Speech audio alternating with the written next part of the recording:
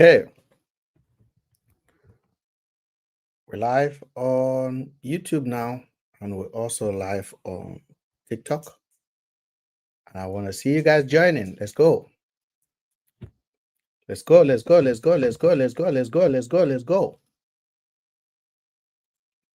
Ha ha ha ha ha. We're back.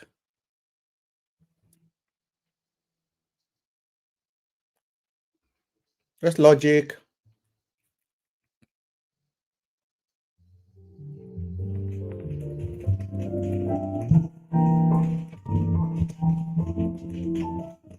Okay.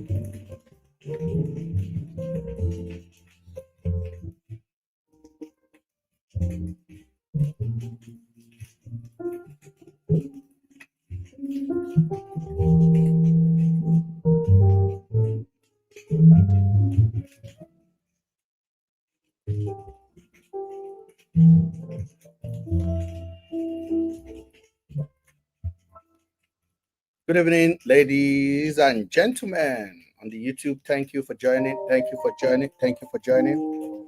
Now I can hear you guys. If you can hear me, let me go.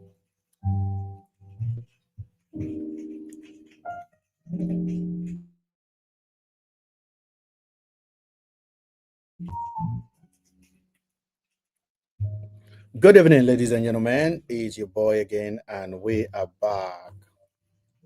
If you're joining, thank you for joining, especially if you are on the YouTube. And those of you guys joining me from TikTok, Twitch, we are live now. I got 5 people waiting on the YouTube. Thank you. And I got people coming on our TikTok.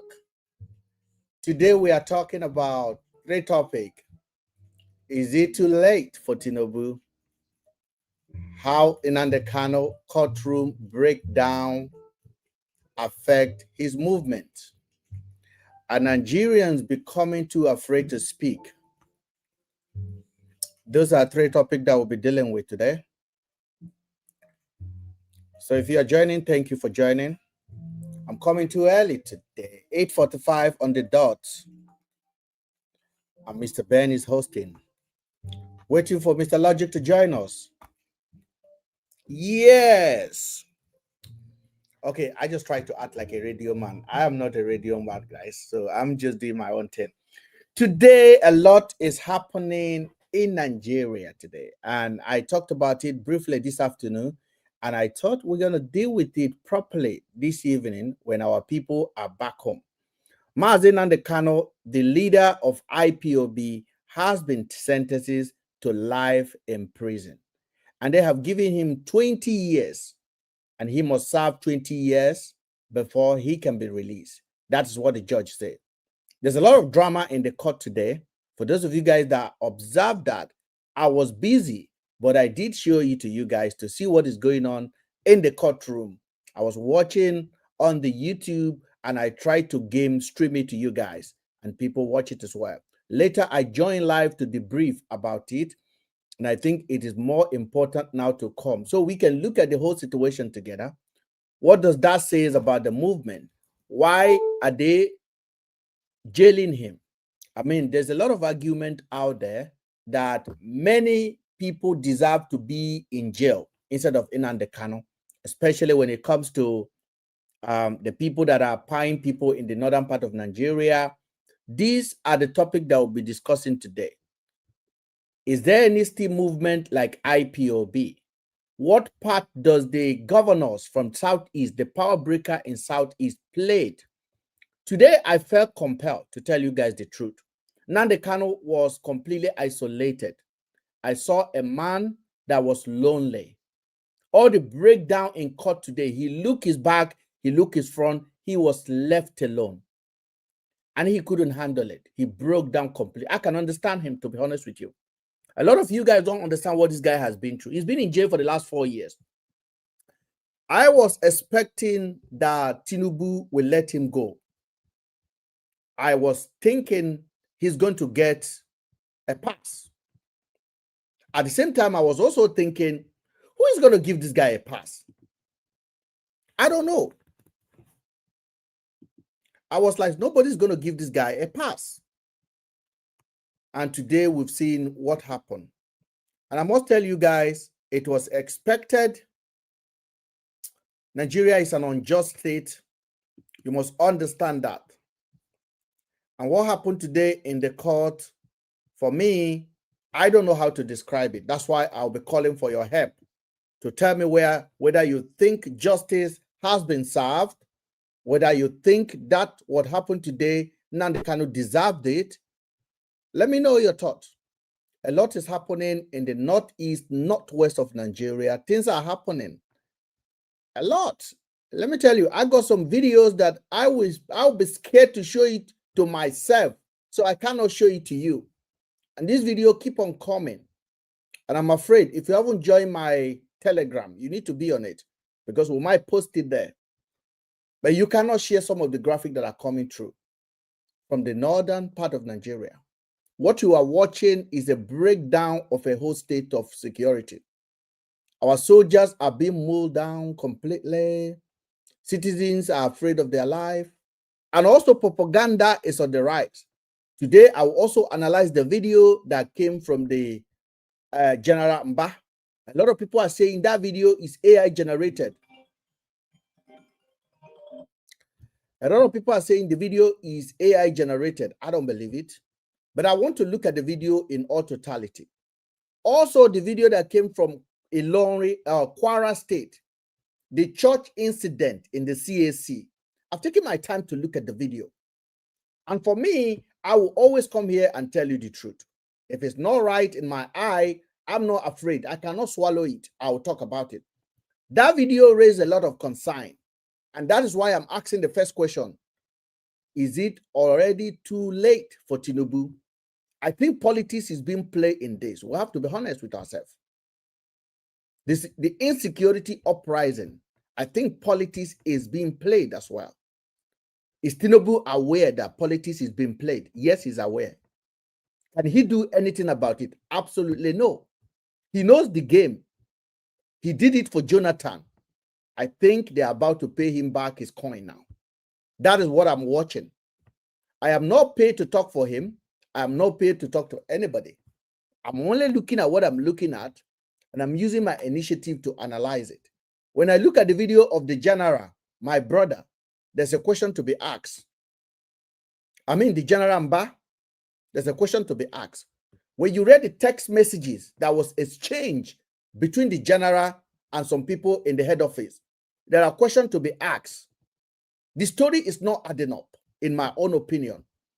When you look at the pew that those bandits did, if you look at it and really watch the video, the story is not adding up. Except that it's not the video, but as far as I'm concerned, that is the video. So we are going to go and look at everything today. In all honesty, whether you like Tiniubu, whether you don't like him, I don't like him. But one thing that this platform is going to do is to come here and tell you the truth.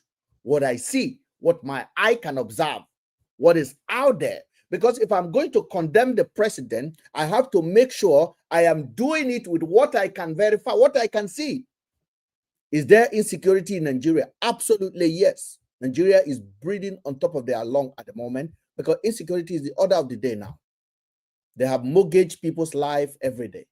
But at the same time, is there propaganda going on in all of this? Yes. So you will watch the video with me if you're on the YouTube. And if you have not watched the video and you're on TikTok, go and watch the video and ask yourself, what are you looking at? I mean the video of General Mba being taken out. Watch that video yourself and come back to talk to me. Go back and watch the video of Kwara, the incident that happened in the church. Go back and watch the video again. Ask yourself, what kind of reaction would you stage? You know, when I told you guys Tiniubu and his surrogate was staging event, you guys think I was joking. Now they are staging it against him, and there's nobody that can defend him.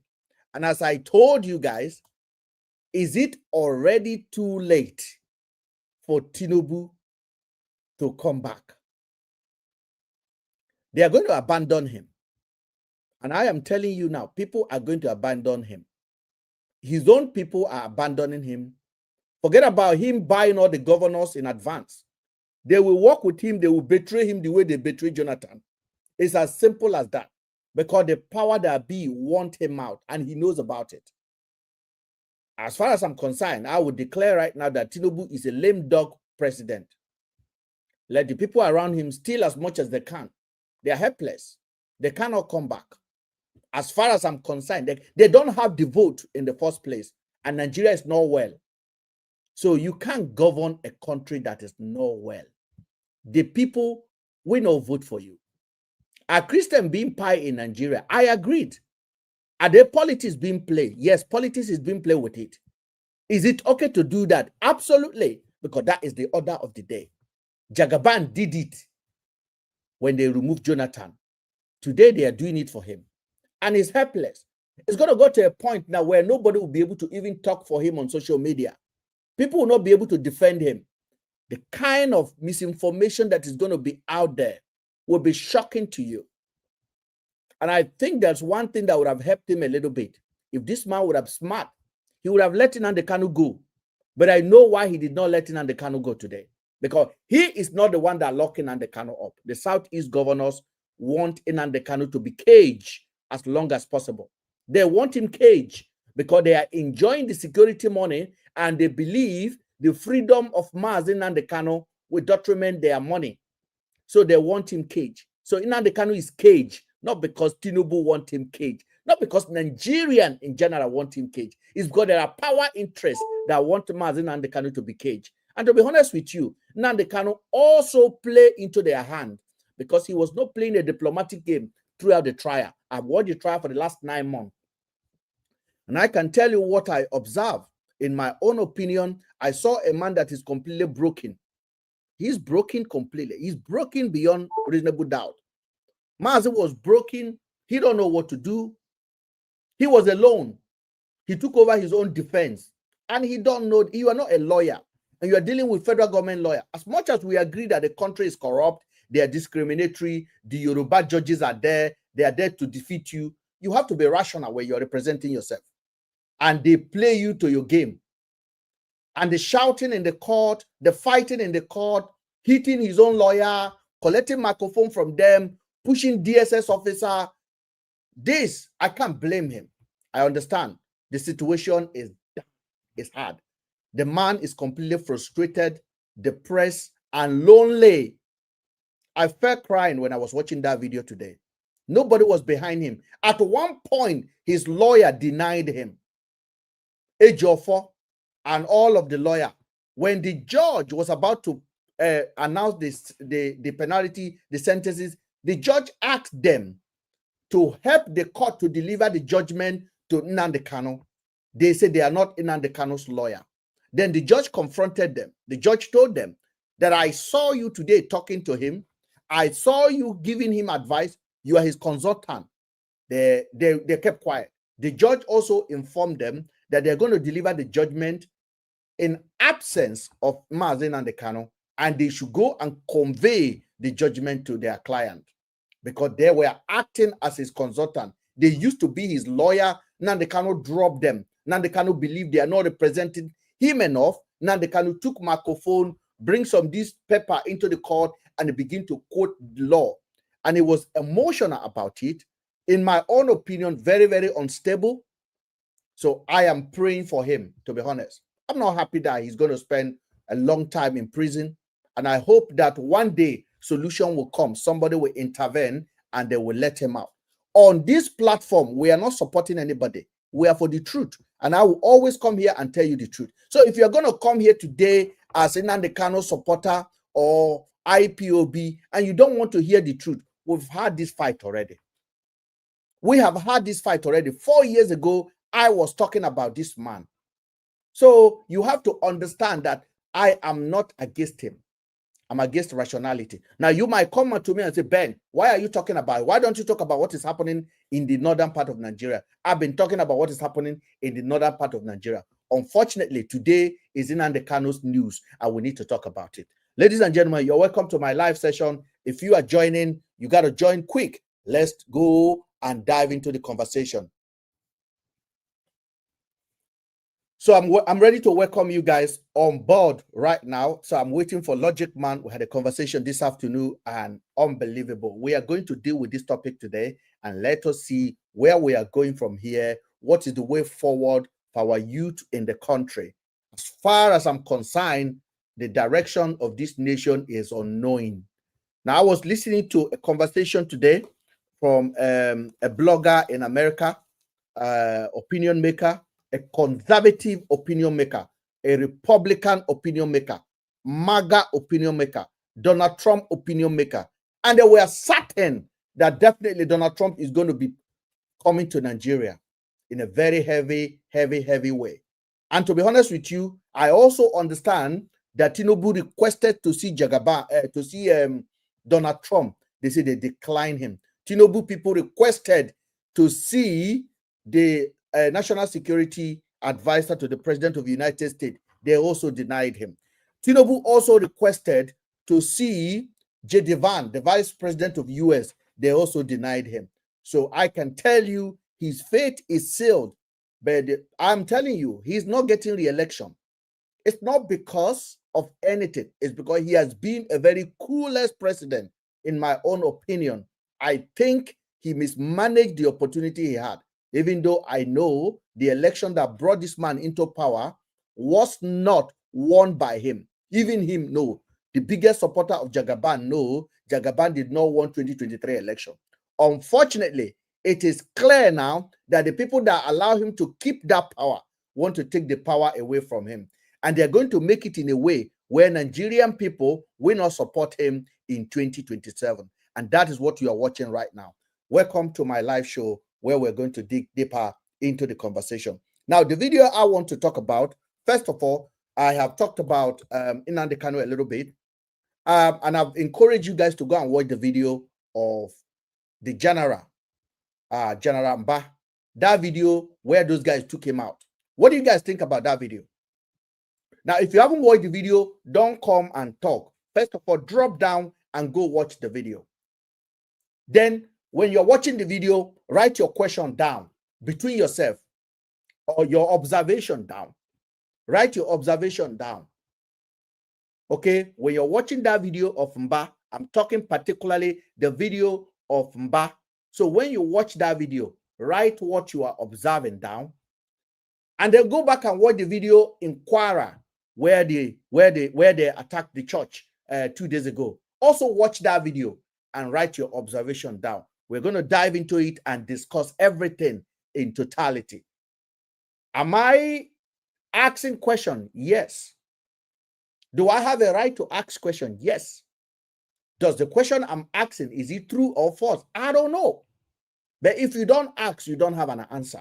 That is why I am asking. So, ladies and gentlemen, ask question when you watch the video. Is there something wrong here? Because I tell you, and that is why I repeat, the first question in red says, is it too late for Tiniubu? And in my own opinion, I think it's too late for Tiniubu, because this is exactly the same game Tiniubu played to remove Jonathan from power.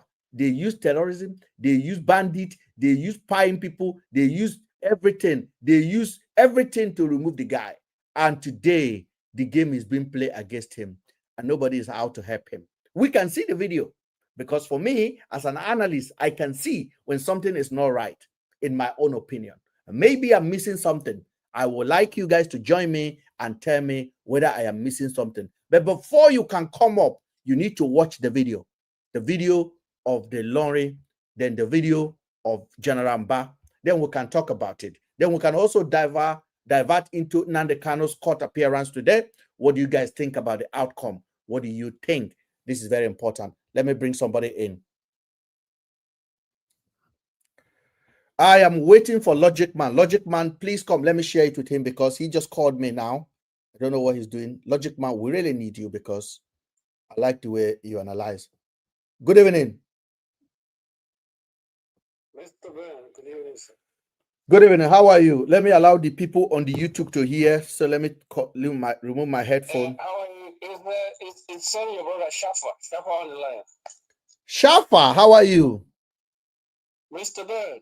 Shafa, you have a lot of accounts. Shafa, are you selling TikTok account? Yeah, I'm sorry. My phone was off, so I said let me use another account to come up. But I always watching you. Thank you. Shafa, what are you thinking about what happened today with Nnamdi Kanu in the court of law today? And they said, did you, Hello. have you Hear me? I can hear you. Have you watched the news? Have you watched the news, Shafa? Shafa, Shafa, have you watched the news already? If you haven't watched it, I told you if you haven't watched the news, then don't comment. Just go and watch it first because you have to watch it first. If you don't watch it first, you can't really comment. You have to go and watch it. And I'm directing you guys to go watch it. I wait for you guys to go watch it. First of all, watch the pine of that General Mba. Then watch what happened in Ilorin, so in Kwara State, in the church. Those are very important videos I want you guys to go and watch. I'll wait for you guys to join us, then we can continue. Because I'm not able to show the video here, but if I am, I will show it. I can be able to show it to the people on TikTok, on the YouTube or on Twitch, but I am not able. Let me show it to the people on YouTube. Why the people on TikTok will go and watch it, because I'm not able to show you the video like this because TikTok will basically sanction it. But on the YouTube, I think I'm able to clear the video and show it to you guys. Let me bring the video up. Let me bring the video up. Recent video.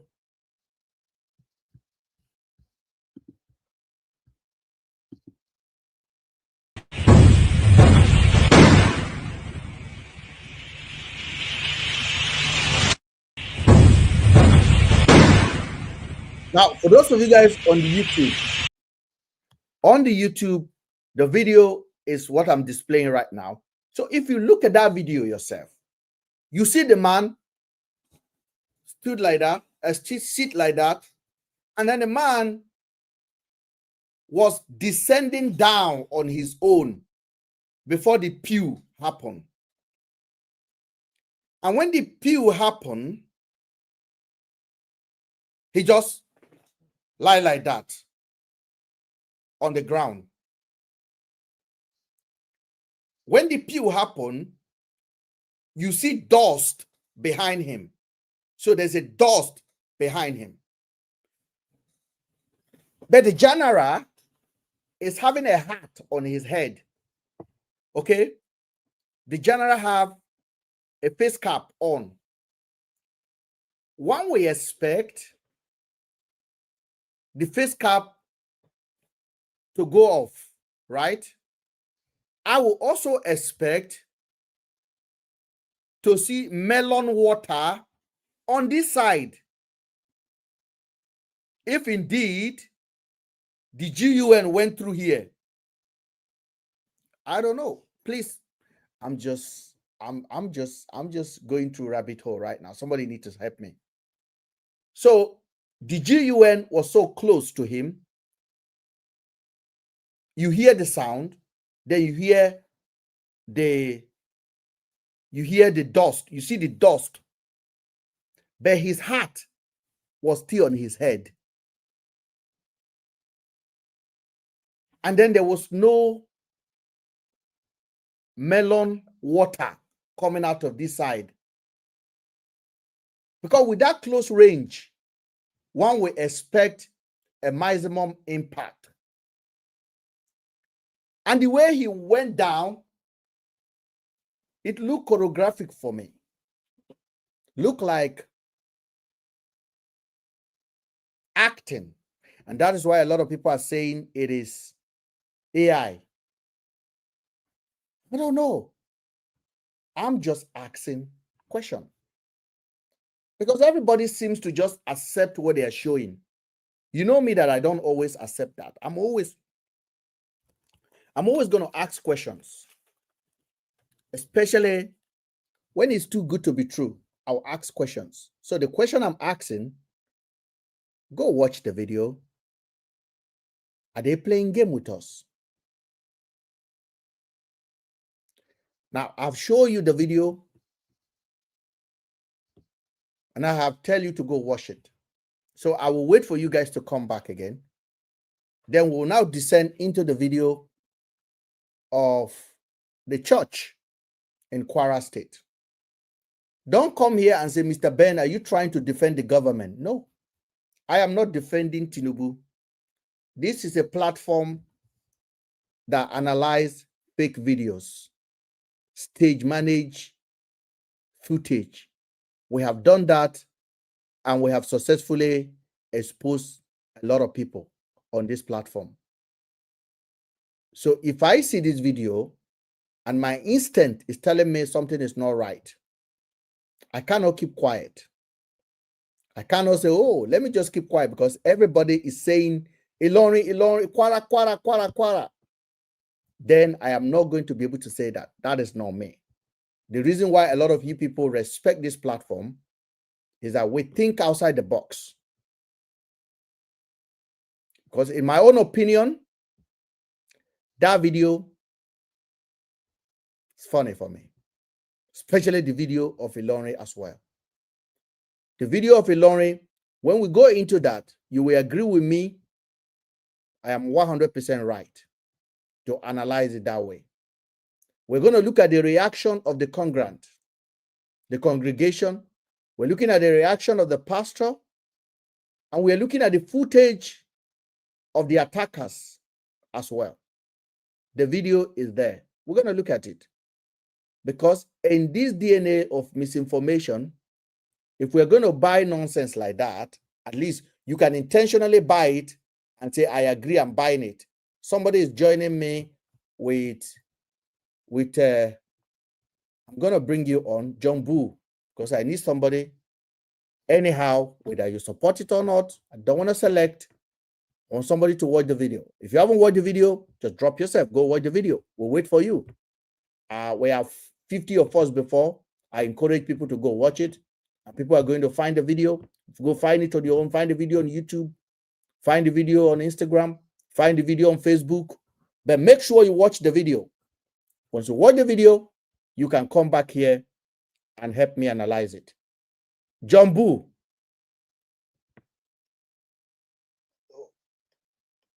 How are you? Fine. What about you? I am very good. So, what are we talking about? Yeah, before I was just hearing you guys discussing about the video that happened. Hello? I can hear you. Go ahead. Go ahead, John Boo. I wasn't just aware of everything you were saying, but I heard some of them before I came in. You was not aware of what I'm saying, but you heard some of what I'm saying, sir. Yeah, I wasn't aware of everything you were saying there. Along the line, I just joined you guys not quite long. Okay, so you have not watched the video that I was trying to talk about. I saw a video that a lot of people was running in the church. Yes. So did you watch that video? Yeah. What do you think about that video when you watched it, Jumbo? What would I say about that? Yeah, for me, I think it's really horror or something like that. It's horror. When I mean horror, it's not acceptable the way we see things to be in that country or what is going on to the Christian people, Yeah, so you actually watched the video. Yes, you did watch the video. So you don't think that you don't have any concern that that video might be staged? For me, no. Okay. It's not a stage video, yeah. So did you see what the attacker were doing inside that church? When they were taking some bags? When they were taking some bags? Yeah, saw them. They were full of this. Yes. So you saw them grabbing some bags. Yes. Yeah, I saw them packing some things on the chair after when those people run away from the church. Did you see also that all those people that were running away, they end up coming back as well? They run into one room like that, then they came back. Then you can see them coming out and running around that area. Did you see that? Yeah, it was like, at because they went to wrong side. Maybe that place they cannot go out.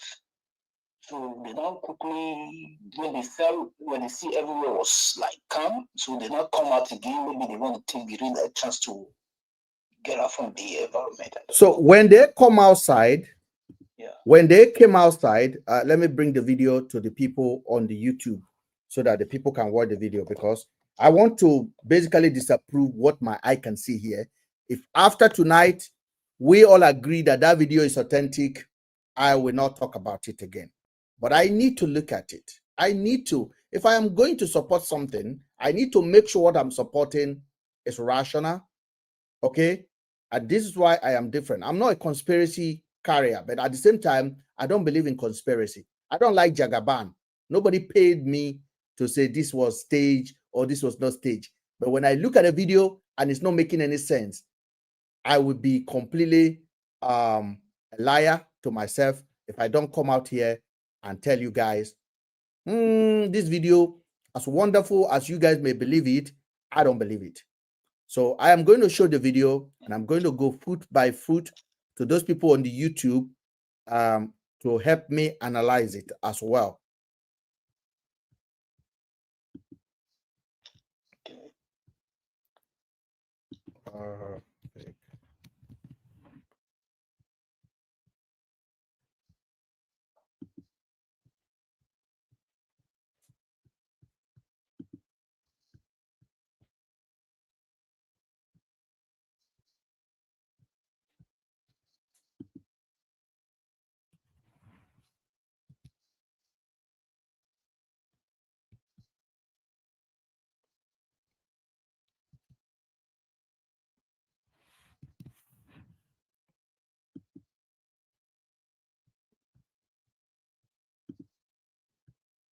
Okay, I got the video here. How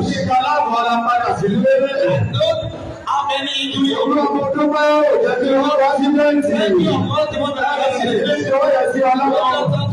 So the first thing that happened on this video that we are looking at, you can see the preacher was preaching and the other guy was interpreting in English.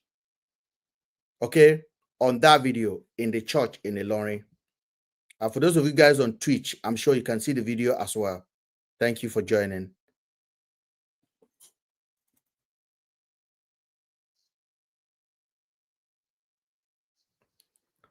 So, so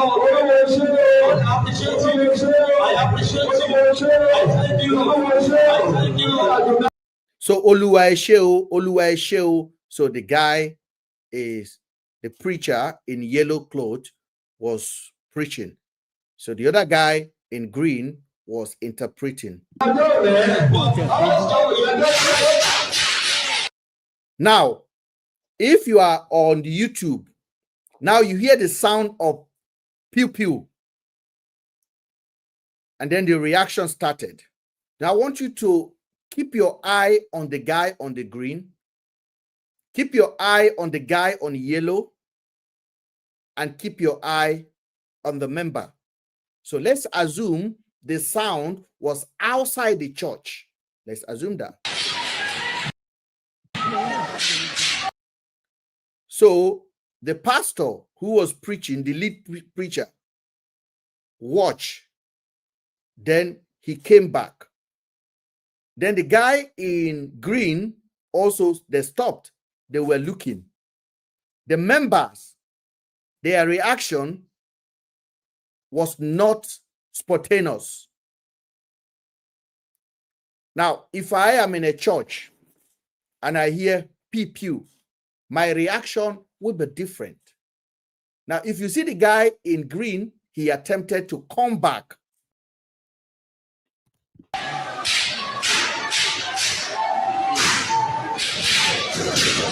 So you can still hear the sound, and the pastor stopped again, and the older lady in kind of a green white stuff stopped, and they were all turning. But the sound was so close to them that it does look like the sound is rightly in front of them. There was no member outside the church. These are all the members inside the church. It was not an overflowing inside the church. So if those people outside were doing pew pew to make them to run away, they were not getting that reaction because they are not running away. Okay?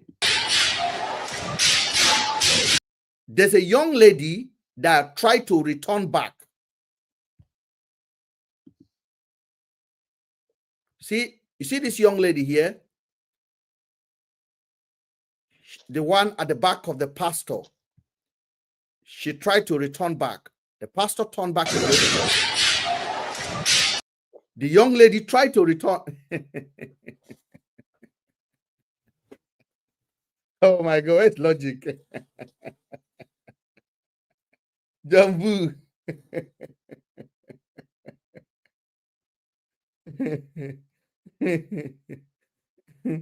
So this, I'm documenting this because so the young lady tried to return back.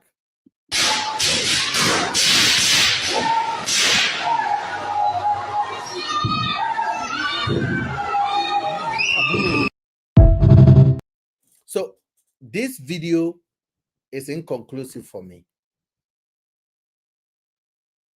It's inconclusive for me. This video looks staged. And then if you watch the longer length of the video, which I'm going to pull out now, if you watch the longer length of the video, you will see the attacker collecting bags inside the church. They were collecting the bags of these poor people inside the church. And then the camera, which was a phone recording, was basically standing right in front of the pastor. Because the reason I say that, the camera that videoed the whole scene was standing in front of the pastor, covering all of the pastors, where the pastor is standing and where the member is standing on this side. But the camera did not cover the other side of the entrance of the church where the pastor was facing. Okay. Now, the attacker came inside and they were collecting bags. I look at those old people. I don't know how much they will have inside their bags. The attacker were collecting the bags. But the attacker, they did not touch the camera. The attacker did not touch the camera. So you will expect the attacker to look at the camera, videoing them, to go grab it and take it off. Hence, you get the footage.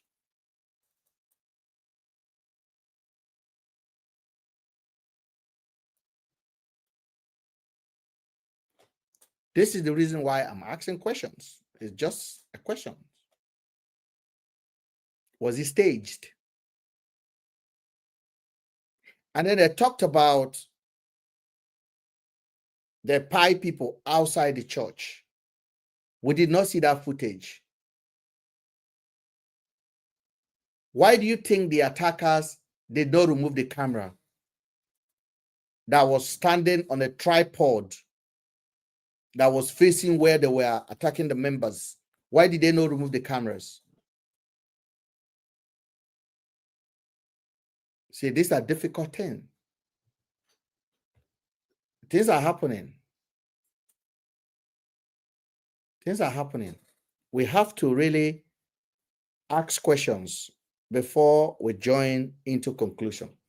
Because the kind of game that Jagaban played in 2023, the one they played in 2015, seems to be coming back to haunt him now. There's a lot of propaganda going on. Now, some of the videos that you are looking at out there right now is going to get worse. I was telling you about watching this conservative broadcaster in America. He was literally advising Nigerians to change their monies in dollar and don't leave their currency in Naira note, because something is going to happen to the Nigerian economy. And the way it's looking for me, there's going to be a heavy riot in Nigeria, a serious movement. I mean, this movement will be so big, it will be bigger than NSAX. Now, I want you guys to take this thing, because every time I say something like this, people will say, Mr. Ben, like today when I was live, somebody talked about me that I'm supporting Nnamdi Kanu. I said, I don't. I have never supported him, and I've never go against him. I've always analyzed him. And I went to my YouTube and I pull out a 4-year video, 4-year-old, 4 years ago, video of me predicting today. Video of me, how the movement will die. Video of me talking about it. So it is a matter of knowing who you are, and don't allow anybody to confuse you. I don't allow somebody to confuse me, because we don't do this thing for popularity. We do it because we want to document events that are happening, and we need to ask questions that other medias are not asking. Is there something behind all of this stage managed situation that you are watching? Is there somebody behind them? Does Tiniubu deserve it? I would say absolutely yes. Tiniubu has been an inept president from the beginning. But unfortunately, Tiniubu did not even promise you that he was coming to change the situation in Nigeria. You need to understand, when Jagaban came into power, there was one famous promises he made. He said he was coming to build on Buhari's legacy. That was what he said. He said he was coming to build on Buhari's legacy. Now, you need to ask yourself, what is Buhari's legacy? What did Buhari do for 8 years that Tiniubu is coming to build on top? It was exactly what you're watching now. Because when Buhari was in power, in one day alone, 70 village, 70 people were piled inside a rice farm in the Borno, or Zamfara. 70 people in one day. And then in one day, they brought down the chief of army staff. They brought the helicopter down, and they say it was a crash. I want you to listen. Under Buhari, chief of army staff, they brought the helicopter down. Under Buhari, a young girl who was the first pilot, a fighter jet pilot, was sent a message and was crushed as well. Those are under Buhari. Under Buhari, there were uncountable time. So when Tiniubu was coming in, Tiniubu said he was coming to build on top of what Buhari has done. Tiniubu has never promised you that he was coming to offer you security. When Tiniubu was in London and they asked him a question about security of Nigeria, he did not directly answer the question. He allocated the question to somebody else. When they asked him about economy, he allocated the question to somebody else. Somebody said there's a noise from my end.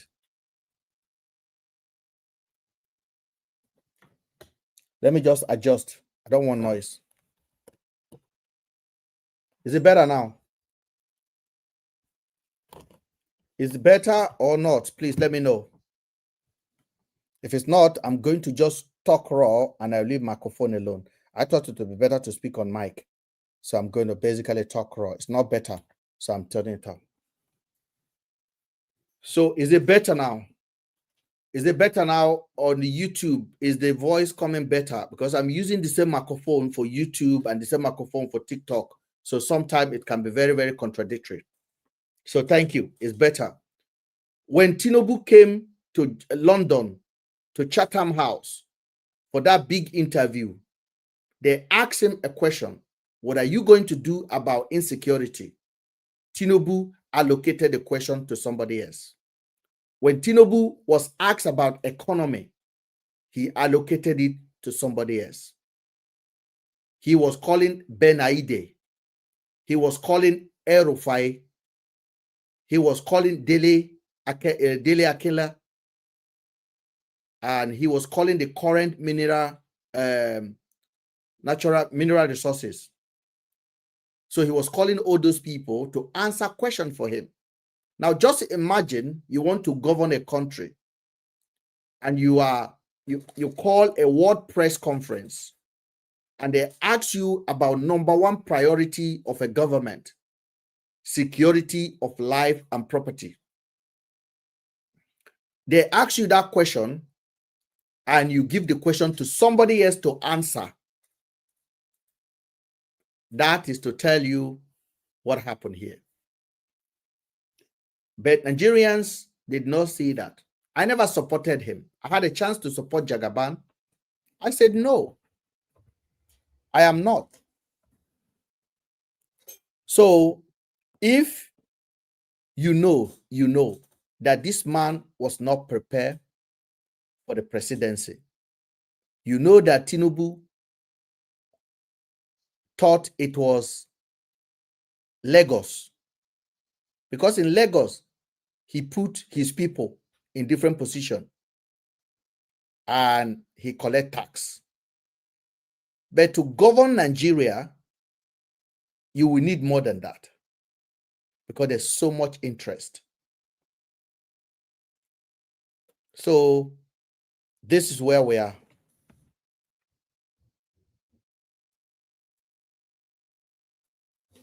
Frankie from Germany.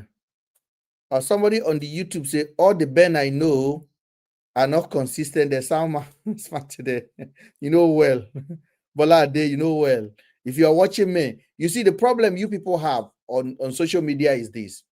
You want somebody that's not diverse. You want a commentator that have a pre-planned message. You want somebody that does not adopt to what is happening.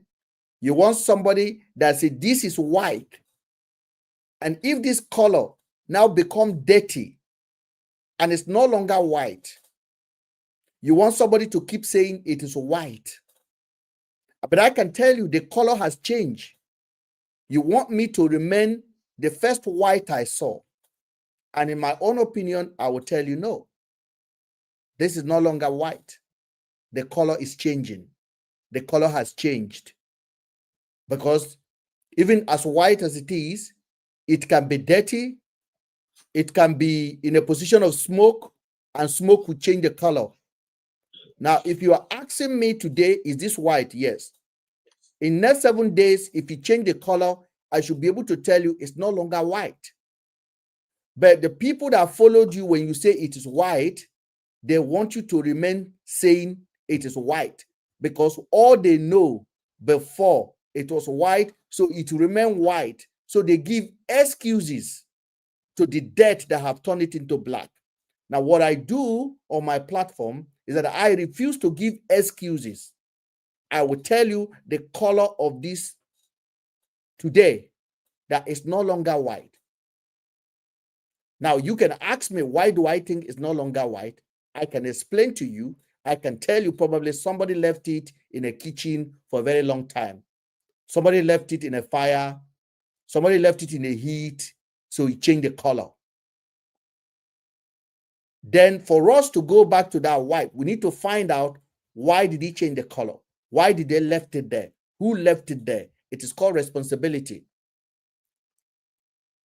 So, and as a blogger and a public commentator, you need to have a power of that. That is why the word is not what the word is, because people get information and they just hold on to that information and they don't update it. Even your iPhone is being updated. Why can't you update information? For some of you guys, you can't update information and then you blame other people. Frankie, go ahead. Good evening, Mr. Ben. Good evening. Yeah, today, sentence about Master Kano. I was kind of disappointed because I don't feel like he deserved that, you know. because in the same country that they sentenced him to life imprisonment, they are pardoning bandits and recruiting them into the army force. You understand? Mm-hmm. So I don't know. I'm just kind of disappointed in the system. So according to your topic that I met, that you were talking about, if Tiniubu is ready, can you hear me? Yes. According to your topic, that if we feel that no, if are you feeling for Tiniubu or not? For me, I don't feel anything for him at all. You understand? Because this same thing that is happening to him now, it was at the forefront when Goodluck Jonathan was the president. You understand? He was the one that is even campaigning for Goodluck Jonathan to resign. So I don't know we all have like mind. We would have forcefully bring Tiniubu out of that seat and tell him to leave to resign. So I feel what he did to Jonathan.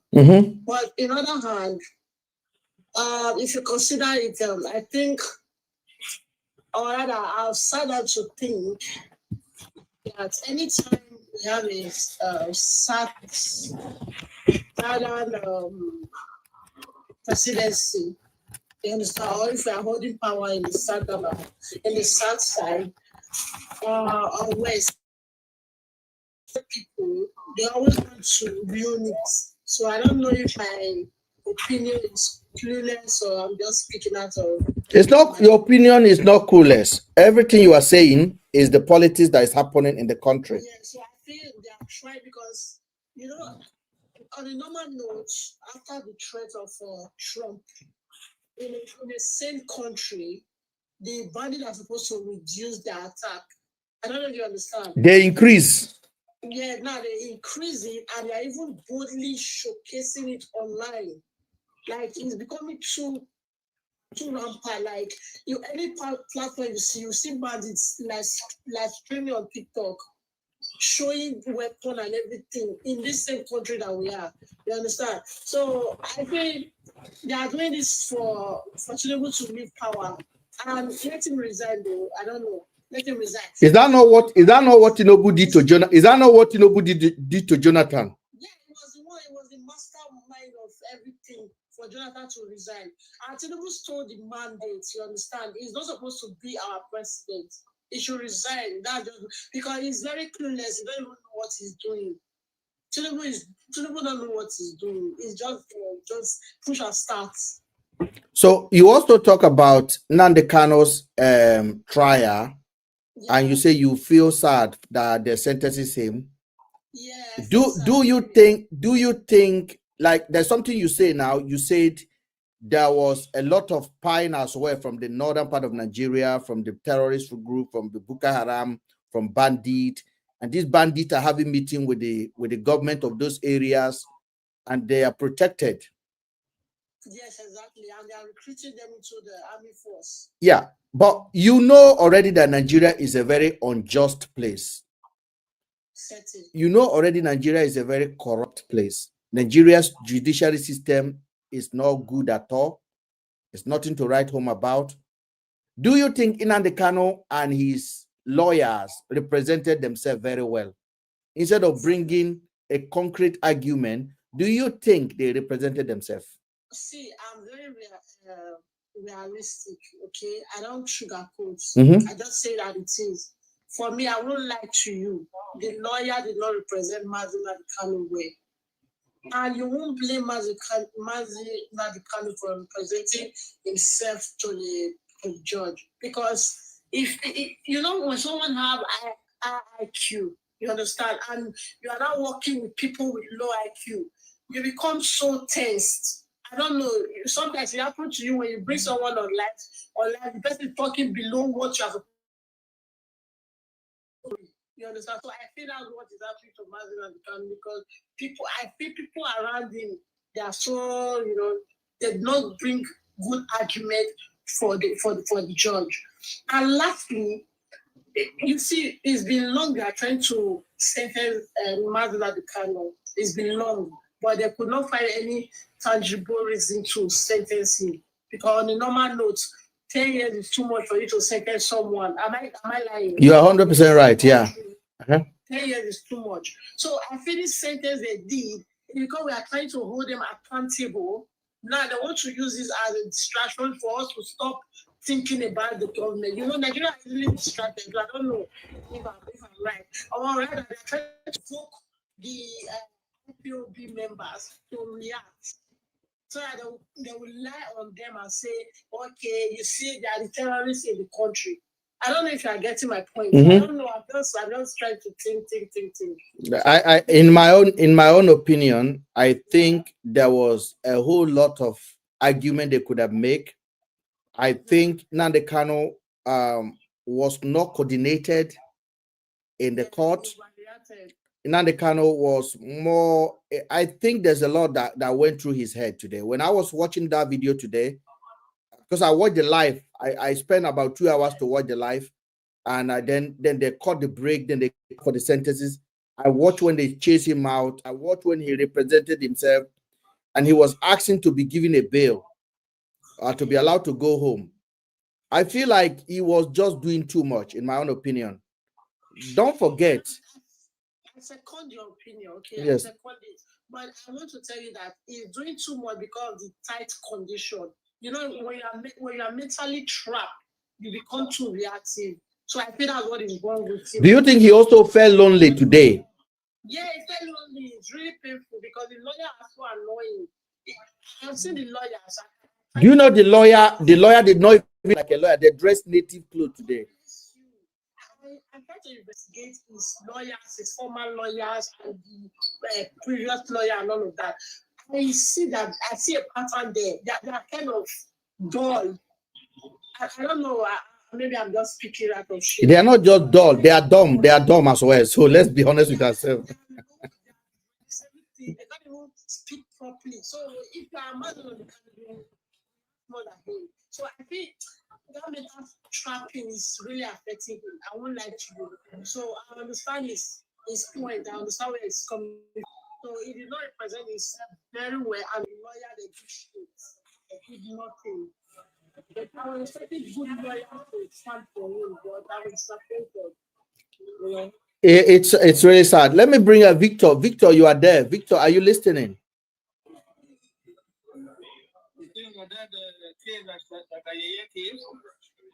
Victor? Eh? They're calling me. Who they call you? Victor, are you there? Go ahead. No, never. I'm regular, but I never talk. Victor, are you with us or you are talking to your girlfriend? You want to hear me now? Yeah, go ahead. What's going on? Eh? What is going on in our country? Have you been hearing what we are talking about, or your TikTok call and requested? You know, listen. I've been hearing. I've been following you. I know what is going on. What is happening in our beautiful country? Who brought our country down? What happened? Victor, what brought this Nigeria down? Why are we like this? Corruption is bringing it down. God has given us everything. But you know what? Anybody who says he wants this country divided is my enemy. We are not going to divide. Those that envy us because of God, what has given us, want us to fall down. They hate to hear giant of Africa, which they don't own. They hate to see how much God has blessed us. And we are playing. Trump said he's coming. You know why? It's like they don't like us. They don't like us. I don't blame them. They look at us and look at these people. Look at what God has given them. And they don't know what to do with it. Okay, let's go and take it. Okay? Do you think, Victor, I believe that you're not calling from Nigeria. No, no. Yes. Do you think the all of the blessing that you talked about now, that God has given us, our tea, our population? Okay, can you let me mute somebody? Our identity, our population, our resources. Do you think any of this has been of benefit to the people of Nigeria? Supposed to be of benefit to us, but we don't know how to handle it. Worst of all, everybody look at they don't even think about the future of their children, born and unborn. Everybody want to be in the government to steal money, running the country down. Okay? Now, like I said, wherever I went, I work with my church open. Proud Nigerian. I love my country. Don't envy us. Today, if we happen to balkanize the nation, you know what they will say to us? Look at these people. God gave them everything, and they want to divide their country. They're stupid. And I don't want that to happen. Okay, no, let us be realistic, because you sound like you live in some part of the state or UK or whatever you live. I know you are not, you are in diaspora, and it's good that you are proud of your country, you are proud of Nigeria. What is it exactly are you proud of in Nigeria? Okay. We have the manpower, we have the resources, we have the population, and we are hardworking people. Okay? Mm-hmm. People envy us, like I've just said. They envy us. Now, all of them, oh, Nigeria will not be one again. You know what? It's a decoy to destroy us. And we keep listening to what they're saying, and we happen to fall apart. To me, it will hurt in my heart. I will not be happy with my people. I don't want us to divide the country, like I said. Anybody who think about dividing that country is my enemy. You have a right. Nigeria is a great. No, but are we great? Are we great nation now? We're going to be great. Don't worry. Things happen. Okay? A lot of things happen in that country that's supposed to be fixed, but we are not fixing it. We have to. We have to fix it. It's our country. Do you think the leaders that are in position at the moment, do you think they want to fix? No. This is my opinion. Right now, as I'm talking to you, if I have opportunity, I walk up to Mr. President, you have to resign. You have to resign. Because you are not doing what you're supposed to be doing. Ask me a question. Yeah, ask him a question. Somebody from Germany want to ask you a question. Mr. Vito. Yes. Please, I ask you, okay? How long have you been in diaspora? Oh, very nice. I'm talking to you. I'm over here in the suburb of the District of Columbia, DC. I've been here since this is the 11th administration. Okay. Since you were born. Since you were born, what have you benefited? Hold on. Okay, Grant. Okay, Giant. So please mute yourself. I'll have to remove you because you are coming up too loud, so that we can hear this. This is very important conversation. Please. Okay. Go ahead. Ask the guy a question, please. Since you were born into the soil of Nigeria, what have you benefited? Oh, it was a very nice country, great country. We live together with the Igbos, the Yoruba. What have you benefited? What have I benefited? Yeah. Well, to be honest to you, there is a lot of development now in the country. Okay? A lot of development. It wasn't like that, even though in our days, everything was fine. We were together with one another. The Fulani that you people are talking about today, what I used to Fulani men walking around in the neighborhood and say, I see good luck in you. I just laugh. I hate to be upset. Please, what have you benefited from Nigeria? And don't forget, you've been in the US, you've been in the District of Columbia for going to 40 years. Yes. So you have lived in America for 40 years. Yes. So you probably moved to America at the age of something, because you sound like you are in your 50s. Exactly. So you moved to the US at the age of 20.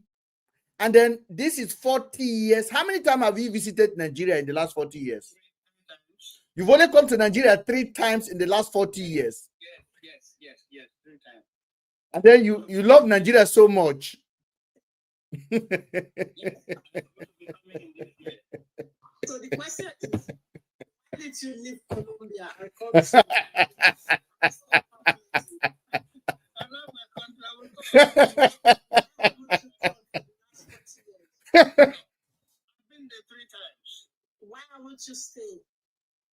Stay away. Like stay there permanently in the country you love so much. I will come. Don't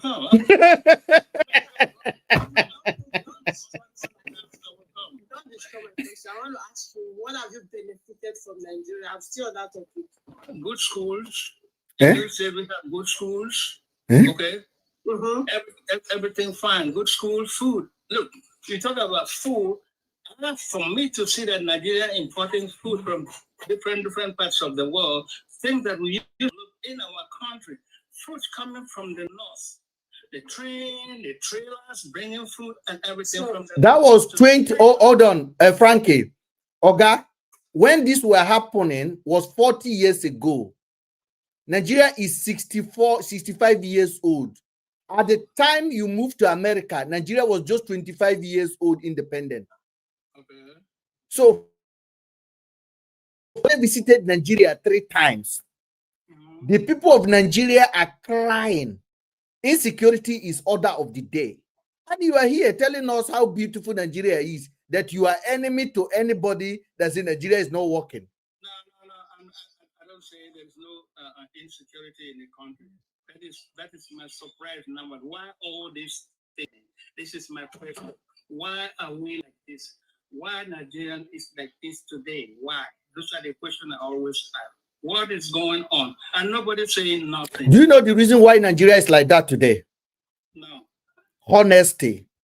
And the way you have spoken today, you have demonstrated like a leaders of Nigeria. Dishonesty. Honestic.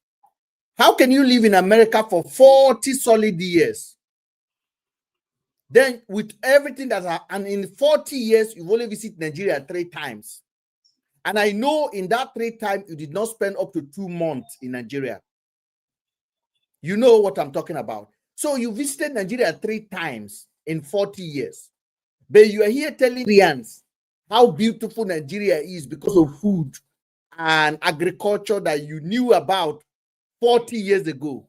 Yes. Do you know, if you visit Nigeria today, from the movement you stop down at the airport, okay, if you have 40 years to live before, statistically, your chances, if you have 100% to be alive for the next 10 years, just because you arrive in Nigeria, the percentage statistically reduce 90%. Because anything can happen to you between the time you enter the airport to the time you get to Benin, or you get to Lagos, or you go to wherever you are going. Do you, sir? Today, as far as I'm concerned, I'm even afraid to go certain parts of the country. It wasn't like that before. Okay? It wasn't like that. Come out. Because everybody loves. The problem now is corruption. Okay. Do you think you have the right to say? Do you think you have the right to say we shouldn't destroy the country? No, don't divide the country. Do you think you have the right to say we should? I don't have the right. You have your opinion. That's what. If that's what you wanted. No. Well, You have been in diaspora for 40 years. and you visited the country you love so much 3 times, and you did not spend up to 2 months in the country, and you're having the country to say you don't like anyone to divide the country, that anyone who divide the country is your enemy. So are you indirectly saying now that Una the Carlo is your enemy? Well, he made a mistake because he don't want to take us back to where we came from. He's supposed to look back and see what we went through during those Ojuku's years. Okay. I was one of the people that supported Ojuku, okay? He was doing the right thing because it actually happened in terms of retaliation from the North during the 60s situation. And what Ojuku did at that time, we clapped hands for him, but it didn't happen. Now you don't want us to go back there because nobody is going to give you Biafra by signing a piece of paper. It's not going to happen. Okay, something. Mr. Ben, give me the last chance to ask him this last question. Go ahead. Go ahead, my sister. Do you know that Mazola Kanu was a dedicated and a patriotic Nigerian citizen before the topic of Biafra? Yeah, I know. You know, give me evidence, right? Mm-hmm. So you now, I want to tell you now that Mazio and Nnamdi Kanu, okay, did not make a mistake. He is tired of the bullshit going on in that country. And let me tell you, Mazio and Nnamdi Kanu have been in the diaspora for like you, but he's coming home and seeing everything going on. So he doesn't like it. That is why he started. You know that. So you can't have God to tell me now that Mazio and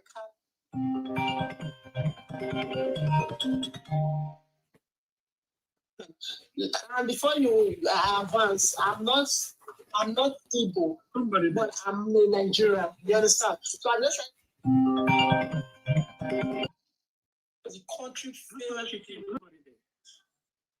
Hey, okay.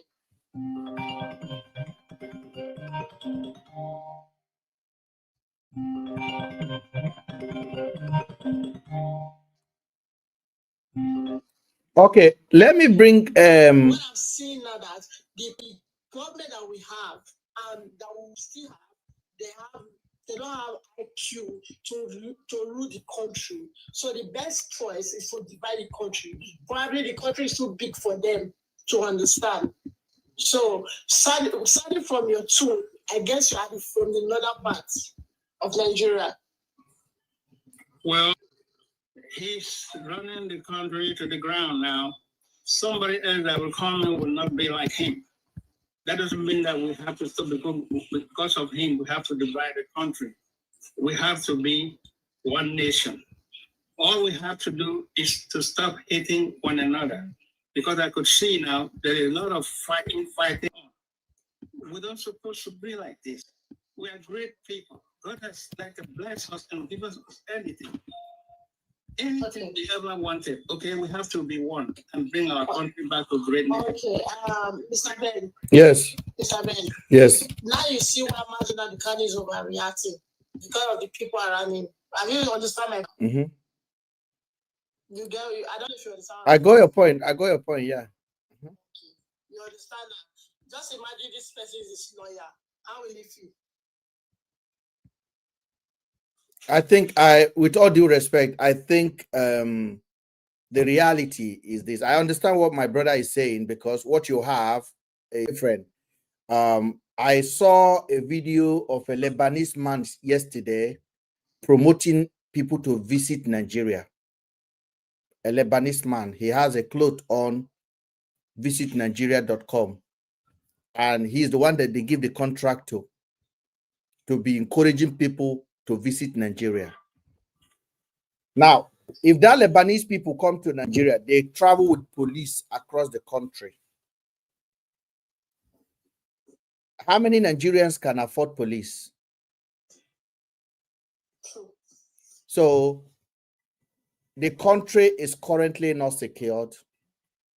Mr. Victor cannot come to Nigeria secured. The chances that Mr. Victor will not return back to America become 90%. immediately he landed in Nigeria. That is the unfortunate reality. Don't allow what social media is doing to deceive you. Now, hold on. This kid, they have like 10 police with the biggest weapon in the world to protect them. So you now saw these people, then you think, oh, this is a great country I am going. My brother, you are on your own. No. Honestly, you are on your own. The reality is that this country don't give a toast about you, don't care about you. We have a constitution that says, can I ask you a question, Mr. Victor? Who is in charge of life and who is in charge of security of life and property in America? Oh, don't even talk about it. When it comes in terms of security, we are 100% correct. Because when I hear certain things that are happening back home, I say, what? No. I have a reason. Sorry, sir. I have a reason why I'm asking you the question. Please, I want an answer. Who is in charge of life and property security in America? It's the government. Okay, thank you. So if the government failed in their responsibility to protect you, who do you hold responsible? Good question. The man that we elected to protect us, if it's not protecting us, we know exactly what to do because we know the importance of voting. No. Oga. I want to go slowly because of our audience that are listening. Yes. I know the reason why I'm asking you this question because I'm going to give you one information today that will shock you to your bone.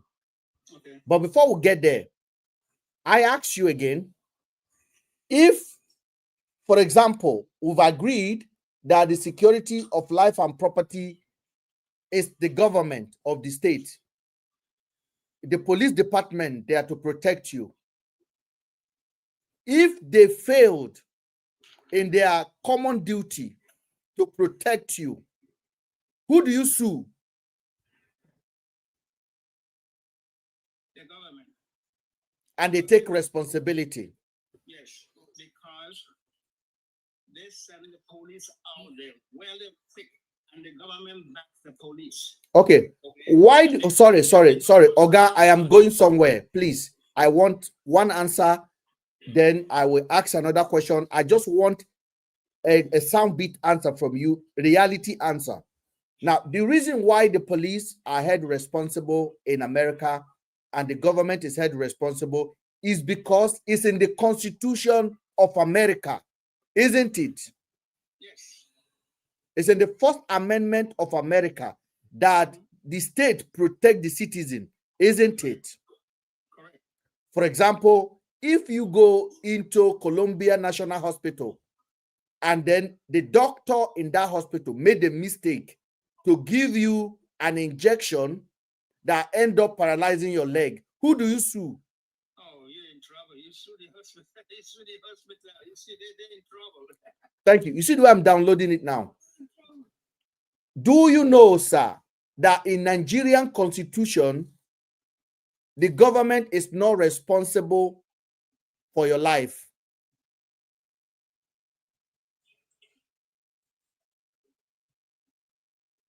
I know that. I hear what things that are happening there. I say, what? And what is it? Where? No. You did not understand. Do you know security of life and property is not the responsibility of the government of Nigeria to the citizen? It is written in the constitution that you cannot ask the government to do this if they did not do it. You cannot sue them. You cannot hold them responsible. Means they are not accountable to you if they decided not to provide you security. If you call the police that armed robber is in front of your house and the armed robber left and the police come and buy you. If you enter a hospital, a government hospital, and the doctor is drunk and decided to give you 10 injections instead of 1. Do you know you cannot sue the hospital that belong to government in Nigeria? Do you know that, sir? That is wrong. That is wrong. That's not good. Eh? No, that's not good. But do you know that is the reality in our constitution? That's not right. So if a country is set up like that, what do you think about that country? Because the first statement you made when you came, you say you don't like anybody, that Nigeria should be divided, they're your enemy. Now, if you have this reality in front of you right now, which everything I'm telling you now, it is 100% reality, it is 100% true that the government does not take responsibility for whatever happened to you. For example, if you arrive in Nigeria today and you enter the public toilet at the airport and it collapses on you, do you know the government is not to be held responsible for that? Okay. There is always the possibility of correcting all these errors. Yes. Okay. Rather than this, dividing the country. When you divide a country, no matter how small that country that will be, there's going to be the same problem. Okay? It's going to be the same problem. All we have to do is to fix this problem. It's not going to be just like in a snip of a finger. No, it takes some time. Okay? Number one, we have to be patriotic. The will of our country, that's very, very important. Okay? Then those things that are not right, we have to make sure we fix them. It's fixable. Okay? Okay. Today, this government say don't do this, we split different ways and go. The same thing will happen. We split again. We said, come on. All right, thank you. Let me bring somebody else in because this is a very important topic that we're discussing today. Thank you so much for joining, Mr. Victor. And I hope that you keep on supporting Nigeria and you should visit more often. I'm coming there this Christmas. Make sure you have your security intact. Thank you, Victor. No, my God is with me. Don't worry about it. I'm all right. Your God will not protect you in Nigeria. Let me tell you that one. Let me go to Mr. Logic. Good evening, sir. Mr. Logic, I was waiting for you according to our plan. Okay, sorry. How can you do that? Oh, sorry, sir. Oh, so I thought you were busy because I've been muting you since. Oga Giant, go ahead. Okay. The judgment fallen on the Kano, you usually provoke. So, excuse me, sir. Do you know that on your background at the moment there's more noise? So, and we are recording the conversation. So we appreciate if you can move away from where there's less noise so the people on the YouTube can hear you properly. Okay, let me move away. Yes. Yeah, I'm outside now and it's raining a little. Now, sorry about that. Sorry. I hope it's better. We can hear you. It's much better. Go ahead. Okay, the judgment is very provoking. You know, these guys, I don't even know what they take. In fact, I don't even know what they take Nigerians for. You see? Coming to, how can you sentence somebody imprisonment, life imprisonment for voicing out? People think that it's only because of Nnamdi Kanu or because it's an Igbo man. Everybody is endangered in that country. You can't even voice out. Even you, Mr. Ben, there's something you will say, you'll be kidnapped. Of course. And your family will suffer. Of course. Do you hear me? So everybody is not safe in that country. There's something you will say right now, you that is in social media or whatever you are, you will be kidnapped. So I wonder why Justice Omotosha should sentence him to life imprisonment on what? Over 3 various cases. He, because of, he mentioned Omotosha, his son has a case to answer. And they mandated him to rule against him so that his son will be free. And he's desperate to imprison him. You know, Nigerians are taking a role of shitting. That's what I'm telling you guys. We are taking shit in that country. And they want to see their effects. And they will say it if they don't take time. I think it's getting to that now. Yeah. They will see it, and I advise all Igbos to prepare for war. If you are hearing me, that is your business. What have they done? What have they not done to you guys? This is what they want. Give it to them. This is what they want. Let me tell you, they are doing this thing, Mr. Ben. If it is your mother, I know you might have thrown one stone. When I talk, you think I'm lying? I'm asking you, Mr. Ben, if it is your brother that is being called like that, you might have thrown one stone. Look at that Mr. Victor talking trash. How long has he been in Nigeria? He doesn't even come. Thank God for that girl that asked a question. He doesn't even visit the country. 40 years you are there for just Nnamdi Kanu is just like you. He has every expenses to stay abroad. He is a prince. I hope you guys know. Comfortable.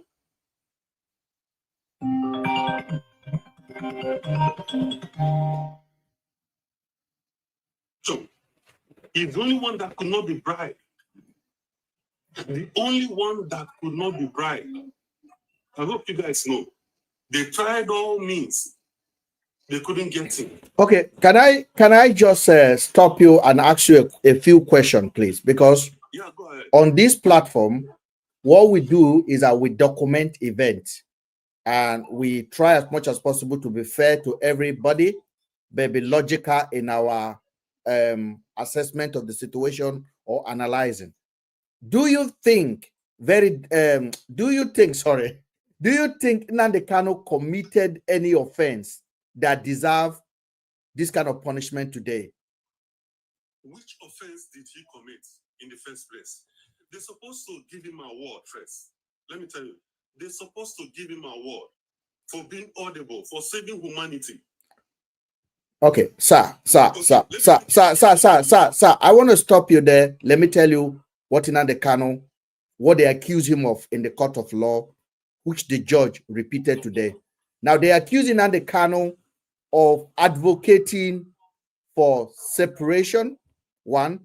They accuse Nnamdi Kanu of calling for harm against Nigerian security officers.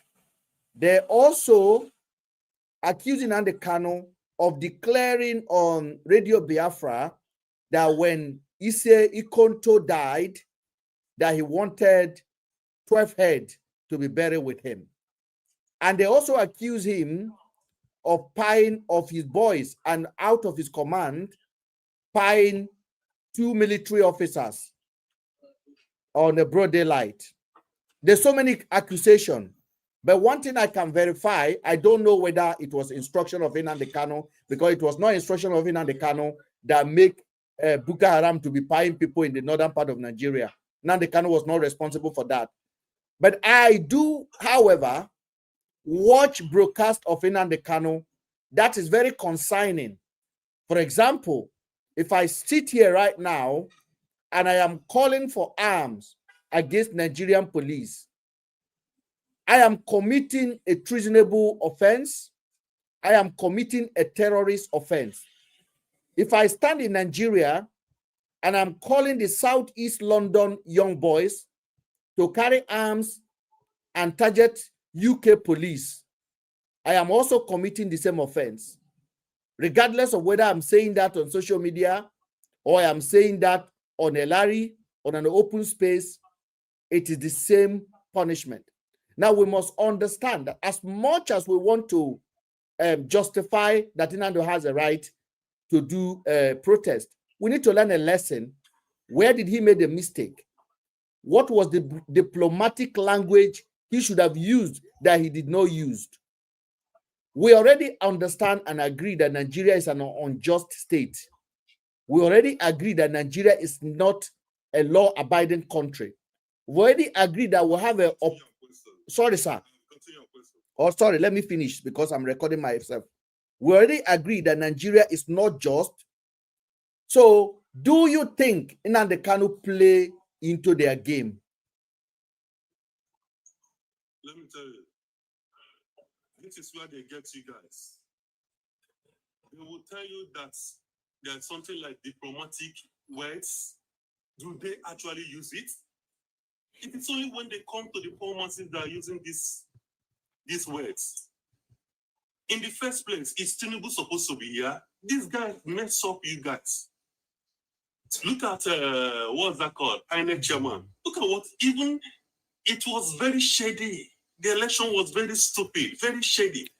Now you are talking about diplomacy. With diplomacy, do they use it? Okay, coming to the aspect of the which is even frivolous for me, unimportant. It's baseless. We have freedom of speech. Let me tell you, second point, there is freedom of speech. If he pay you guys, you better take it like that. There is freedom of speech. So you arrest somebody with arms, or you see the person engage in it, and it is disastrous, that is where you act. But as for freedom of speech, nationwide, worldwide, there is freedom of speech. And the lawyers know. So they are too backward. And that's the problem. These guys are too backward. They are using it on you guys. They use the terminology. This is diplomacy. This is a law against. Do they do it? So, sorry, sir. Just because, hold on, because we are educating and I'm learning from you. So, because they don't do it, we should play into their hand. No, that's another point. That is because they have the arms. Mr. Logic, go ahead. Yeah, Mr. Ben, yeah, thank you very much. Sorry for the delay. It's okay. Yeah, you're right. You said it all because you know, like you rightly said, if you are advocating for violence against the state, it is a crime and it's a treasonable offense. Nowhere in the world will you just stand up and say, pick up arms and do this and do that. It is not allowed. So that was the biggest mistake for Nnamdi Kanu, in as much as he is fighting for the right for his own people, which is commendable, you know. There are certain ways you handle diplomatic issues like this, especially when it comes to freedom of your own people. You do not come out on live TV or live broadcast and start advocating, start trying to ginger your people for violence. Because if you look at the whole scenario of when Nnamdi Kanu started talking about the creation, the separation of Biafra from Nigeria, that was when this Eastern Security Network sprang up. And we all knew what they did in the East. There are videos, there are evidences of these guys killing their own people. Yes. There are evidences, so they can use that against him. And there are also audio evidence of him asking them to go do that. Yes, it is there. It is all about the internet. So let's not shy away from the truth. So just because the government of the day is corrupt, who already know, does not give you justice, because they will crush you. That is why they are called corrupt. Yeah, they will use it against you. So that was the biggest mistake he made. If he was as clever as he is, I thought there are ways to handle this kind of a thing, you know. And he's a just man, but the sentencing is unfair. I think, from the look of things, I think the international body will speak on this sentencing. They will play a part. That's what I'm thinking. But it is time for Nigerians to stand up and say, no, this is unjust. Do you also think that the Southeast governors are behind Nnamdi Kanu incarceration? They are, because if they were not, they would have done something long ago, ever since this guy has been in detention. But they never said anything. Which of the Southeastern governors have you since come out openly to talk about the release of Nnamdi Kanu? They've never even spoken once. Let me bring Wetfred, go ahead, sir. Yeah, how are you doing? I'm very good. Good evening, sir. Yeah, so I came in for Tiniubu topic, but since we're about Nandikano, I mean, the whole Nandikano thing, I mean, the way they captured him was unjust in Kenya. Mhm. So, and the Kenyan court already ruled that it was unjust and unlawful. See, you can't just, it's like the police coming inside your house and they find something inside your house. They need a warrant to go inside your house. So, things have to be done the correct way. The way they even captured the guy was unjust and unlawful. So, even a court case, he should be deported back to Kenya. So, yeah, the whole thing is just. Didn't even get him into Nigeria. Like, legally speaking, it's a nightmare. Let's just be honest. The whole thing is a nightmare. We don't even talk about what he said that was wrong. The way they caught him is a legal nightmare. No judge will look at that and say, "Oh, this was done correctly," unless you just, want to throw him in jail. But is it too late for Tinubu? And you say, are Nigerians scared? I think Tinubu is scared, which is why I feel like if he cannot see all this insecurity, kidnapping, all this stuff that's going on. I heard they just did something in a church in Kwara, and he has no response. If he is too scared to put military checkpoints all over Borno State and the North because of re-election, he should resign.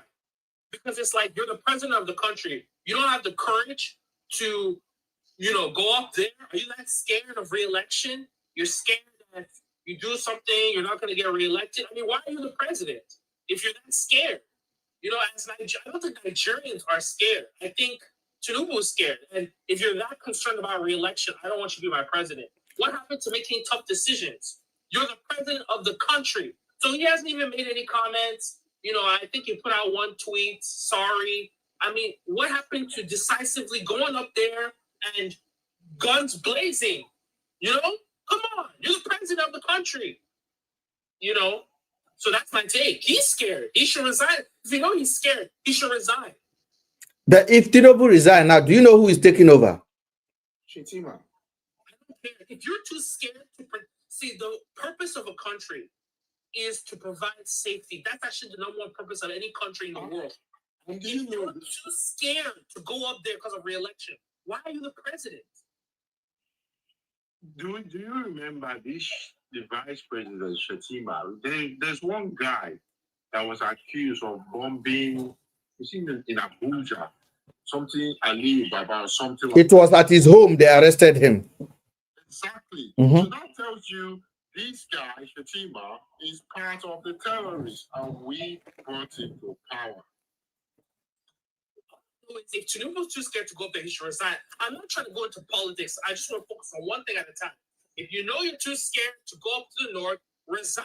I think the whole government, the whole government should be brought down now because they have failed the people. But at the same time, if we are talking about them failing the people, do you know in our constitution, it's not their responsibility to protect life and property of Nigeria? The way you're talking, do you want me to support Biafra? What kind of country says it's not the responsibility to protect people? Unfortunately, that is on our constitution, that even though the government say they should protect life and property, you cannot hold them responsible for not protecting life and property. It's in the constitution. It's not a country. It's not a country. It is the reality that on the constitution says that you cannot, it's not enforceable in any court of law to say the government is not protecting you. But it's also legal to have weapons, right? It's also illegal to have weapon. So the government cannot protect us. We also can't protect ourselves. Yes, so it means, what it basically means is this: we are on our own.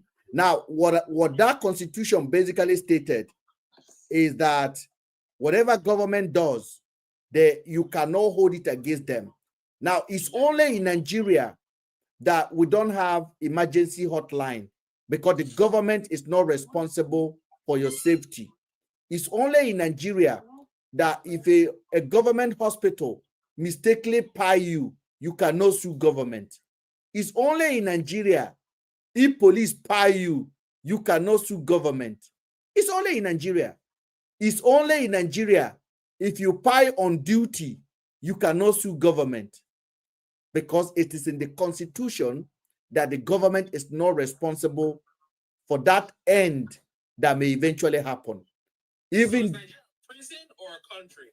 Unfortunately, Nigeria is a project of where I am sitting down right now. The people of this country, they know the advantage of why they created that entity called Nigeria. And unfortunately, every leader that come, for example, if we ask Tiniubu to resign now and another president took over, that president is operating on a default constitution that is so flawed that it is not useful for purpose. A constitution that said you cannot hold the state governor responsible, you cannot hold the government of the day responsible for any tragedy.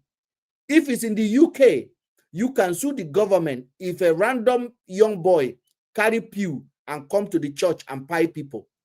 In Nigeria, you just go and bury your loved one. The family of general that was pie on the front line now, they cannot sue the government of Nigeria. That is how dangerous it is. And that is why it's so hard to bring a case against the government.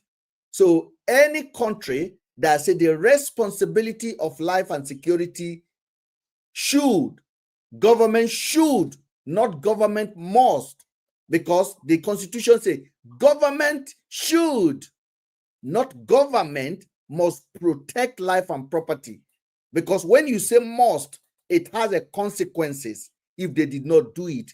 The constitution says should, and on the section 6, chapter 2, section 6(c), it basically stated that all of this that the government should do, in any case that the government failed to do it, no court in Nigeria should hear the case against government that they did not carry out all of these promises in chapter 2 of the constitution. Now tell me, what kind of a manual script is that for a country?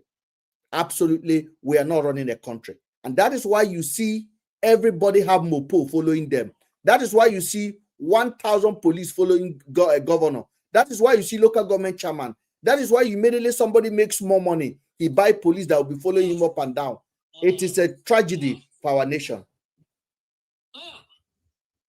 It is a tragedy. The securities are mortgaged out. Yes, sir. I'm not a lawyer. God bless you, my brother. Mr. Victor. Oh, Victor is not. I think Victor is mute now. Mr. Ben. Yes, sir. We're just trying to say something, right? Mm-hmm. What the sentence, what do you call it, Mr. Nnamdi, right? Yes, sir. It deserves it. Because you know why?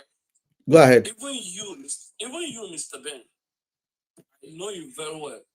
You are somebody that you provoke, but you have question. You sometimes when you come online, you know what you said. Mm-hmm. Okay? Mm-hmm. You know what you said, and you do not talk anyhow. Mr. Nnamdi Kanu, he said a lot of things. Radio Biafra, right? Mm-hmm.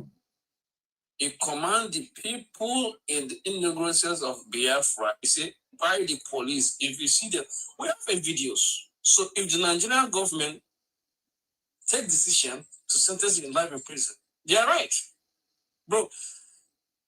That is not how to agitate. If you are fighting for your people, right? If you are fighting for your people, know how to talk on media. Commanding your boys to buy the police. Commanding your boys, buy the police, do a lot of atrocity. Do you think they are going to play with you? So it's that it. I want you to listen to what I said 4 years ago about that was 4 years ago. As of the time I made this video, Nnamdi Kanu was still much very free. This was 4 years ago. Listen. Okay, all of us are victims, just like you've always been saying. Listen, So I'm not attacking anyone. I'm not attacking anyone. You have to understand. No, been talking about election. You've been talking about election. Hold on. Do you think it's the Fulani that is holding referendum? That you say they're not giving you referendum? They are the ones in power in Nigeria. You know, they are everywhere. They are the ones in power. And you know how election has been. They are the ones in INEC. They are the ones everywhere. You understand? They are the ones in INEC. We've been voting and voting, even to let's say even common to change our constitution, 1999 constitution, which you know is not good. Or even to change that constitution so that everybody will have a say in the way the country is being governed. They cannot even change the constitution. So talk less of. So who is going to bring the referendum? So I'm not against, although like I said, Nnamdi Kanu has his own shortcomings, the way he talks and all that, the way he addresses and all that. But you know what he's doing, he's been doing a great job, you know, for us. And like I said, you know, this is your platform. You can talk about what is going on in Nigeria. You know, you don't have to always start attacking people that are trying to bring solution. Like you say, we all are victims. So my open doesn't try to. Now, Logic Man, did you hear what that guy said there? Yeah. This was 4 years ago. I think this video is even more than 4 years. This is what they used to tell me here, because when Nnamdi Kanu was doing all of those things, Nnamdi Kanu would do broadcast. I will analyze the broadcast, and I'm like, what you are saying is not right. You cannot be saying this. And the IPOB people will come to my platform and say, I should not talk about Nnamdi Kanu. I should just talk about Nigeria. Exactly the same thing that very dark man people are saying now. Don't talk about him. Talk about something else. I wasn't against him. I saw this coming, and I have other video where I say you cannot come out on your social media and say they should go and chop people's head to bury another of your people that pie. You can't say that.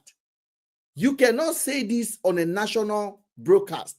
You cannot say that on a social media. But people don't want to learn. And as long as we refuse to learn, whoever want to replace Mazi Nnamdi Kanu have to sit down and have a strategy and say, how do we go about this movement that can profit our people? Because the reality is this: Mazi Nnamdi Kanu did not represent his people in the highest standard. The reason why the governors are scared of him is very clear. Mazi Nnamdi Kanu have the tendencies of causing havoc. I remember vividly when Nnamdi Kanu was first released and he was traveling to Ebonyi State. He went with convoy. He was on top of a horse. He was being called supreme leader. You cannot challenge him. Now, I want you to go back to the history book of people that fight for freedom. Which of them did they ever call a supreme leader?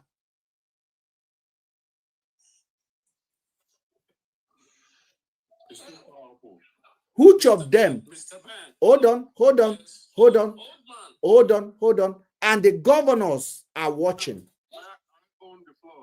No, let me finish that. You will come back. You know, something happened. I don't know what happened, and I left. It knocked me off. No, I didn't. Your network or your phone call came through. But I was saying something. I want you to listen to this so you can add it into your reply. Mr. Ben, you keep record. Mr. Ben, you keep record. I don't know why you keep record.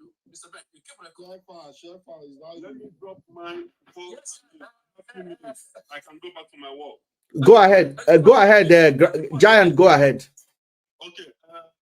Irrespective of what you guys say and whatever is happening, the fact is there. He opened our eyes. Nnamdi Kanu opened our eyes, and we all know what is happening there in Nigeria. And he is the kind of person that has the guts to call the bull by the name. You see? And let me ask you a question. All these things happening, have they ever arrested a terrorist? They are not. The Nigerian government is the terrorists themselves. And when these people start calling things out, that is when things begin to work. Do you think they don't know who sponsored terrorists? You think they don't know who sponsored Boko Haram and Fulani men? I agree, they know. Even the minister has already said it. How can one people be going nice, AK-47, killing people? Then when somebody gets provoked, he gets angry for the type of provocation he is taking. While you that provoke him, you don't even read it. Tell me how many Fulani have been arrested. Do you know the countless? Do you know what it takes to give birth to a child? You guys are. I don't want to be salty. You know, you guys are annoying. I'm telling you, all of you guys are annoying. This guy is angry. I know how Fulani headmen destroy the Boni, Tiniubu, Anambra, kill people. Fulani can mobilize forces that chase Fulani 13 days. Bros, that's not what we're saying. What we are saying, we understand the anger of Nnamdi Kanu to fight for his people. But the approach, my brother, do you understand that you can be right in saying something? Mr. Van, hold this guy, let me make my point. The governors we are crying in the television because they are handicapped. They don't know what to do. The Nnamdi Kanu will black. Can I stop you there, Giant? We are not here to say Nnamdi Kanu is wrong in advocating for his movement. Let me just address this guy, Mr. Logic. We are not here to tell you he's wrong. We are not here to say he doesn't have a right to advocate for separation that he was advocating for. We are not here for that.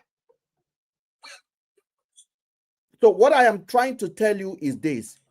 The movement he led was chaotic, was disorganized, was non... Oga, hold on now.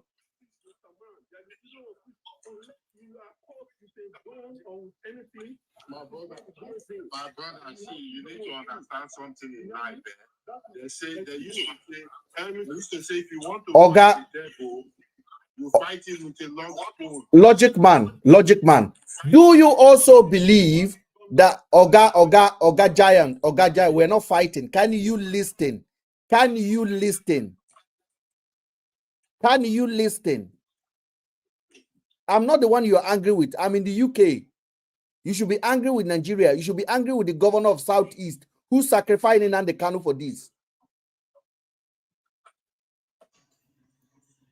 Then stop putting me off. Allow me to make my point and leave. I wasn't putting you off, but if you are not allowing me to speak. Jesus. Let me tell you, as I was saying, whatever judgment they gave is baseless. Almost also have chance to answer. They gave him the order because his son has a problem. And if he doesn't do that, his son will, they have to bring up the son's case off. That's not what we say. This guy is that way you approach issue. You might be right on something, but your approach might be wrong. And we disqualify everything you have done. That is easy, my brother. There's nothing use emotion to do this thing. Yeah. Let's educate you, brother. We're here to educate ourselves. See, from the way you are talking now, you are talking out of emotion. You are talking out of pain. That is where they tell you that.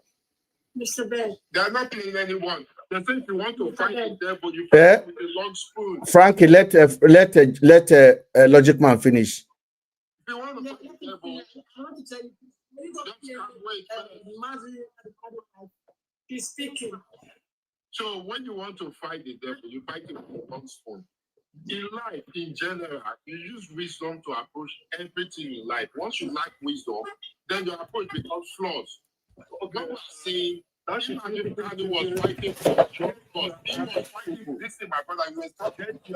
Let me You see the problem you have, Oga Giant. Okay, Giant. I want you to listen. The problem you have is that you don't listen. I am not against Mazi Nnamdi Kanu. Logic Man standing here is not against him. Excuse me. Because somebody praised you, you just brought up a video. Yeah, you said it because you are right. You have to be wise so that you know when you are being manipulated. Let me tell you, stand your ground. Make your point. You are here to anchor it. You are not here to contribute. Can I ask you a question, please? Yes. Go ahead. Do you think Nnamdi Kanu is right to hit his own lawyer in the court? For hitting his own lawyer? In the court. His own lawyer. Yes. He hit his own lawyer. Yes. He is not right. He hit his own lawyer. He is not right. Hold on. Oga, it's a question, Jesus. Oga, you don't lead a movement as powerful as trying to have a nation with emotion. You lead it with determination, with patience, with perseverance, with wisdom. I'm just laughing at you. You've not seen crisis. That is why you are sitting down and talking like this. Wait till they push you to the wall. Wait till your mother is drinking. Can you listen and learn? Can you listen, please? Mr. Man, shut up. What do you mean by can you listen? Can you listen to me as well? We are listening. No, you guys are not listening. Because you are the one that is attaching emotion to it. I'm asking your question. When they kill your mother and your daddy and your brother, imprison you for 5 years, then don't attach emotion to it. The point I'm making here is that you guys are listening, and even the people that cause problem, they're looking at the reaction of the person that was a victim. And that's the problem with Nigeria. Giant, listen to me. Mr. Giant, listen, Yeah, let me say something. Mr. Comment, let me listen to you. Go ahead. Thank you. So, Mr. Ben will ask you that if you know that Nnamdi Kanu hit his lawyer, and you said it's wrong, okay? So, you know this, listen, please, don't interject. You know this system, this Nigeria system is not working. You understand? Okay. Some things might be tolerated or you might see it differently. But in the Western world, Nnamdi Kanu cannot hit his lawyer. It will be counted as aggression. That is aggressive. If it's on trial, on a criminal trial, hitting his lawyer, vibrating, fighting people is a problem. It will be counted as, he's really aggressive. Everything they are saying, they will be looking at him, you know. So please, just try to understand. Nobody's like this. Me, I love Nnamdi Kanu. I get that part, but Mr. Ben. Jeffa, hold on. They always know how to pin somebody down. How can you negotiate with a terrorist and put terrorists into Nigerian army? It's not a problem to you. Okay, we're having a two different conversation now, sir. No, you are saying different conversations. So another person make a mistake, you have to nail it. Then another person make a mistake, you forgive him. Look at you guys. I totally understand. But we are not comparing Mazi with terrorists. Mazi is a man that wants freedom. That is what I'm telling you, that this government knows what they are doing. Jesus. Have they arrested any terrorists? So, anybody that speaks against them, they will make sure that they nail him to the cross. Oga, let me allow Mr. Kemet to talk, please, because I think he's the only one that can appeal to you now.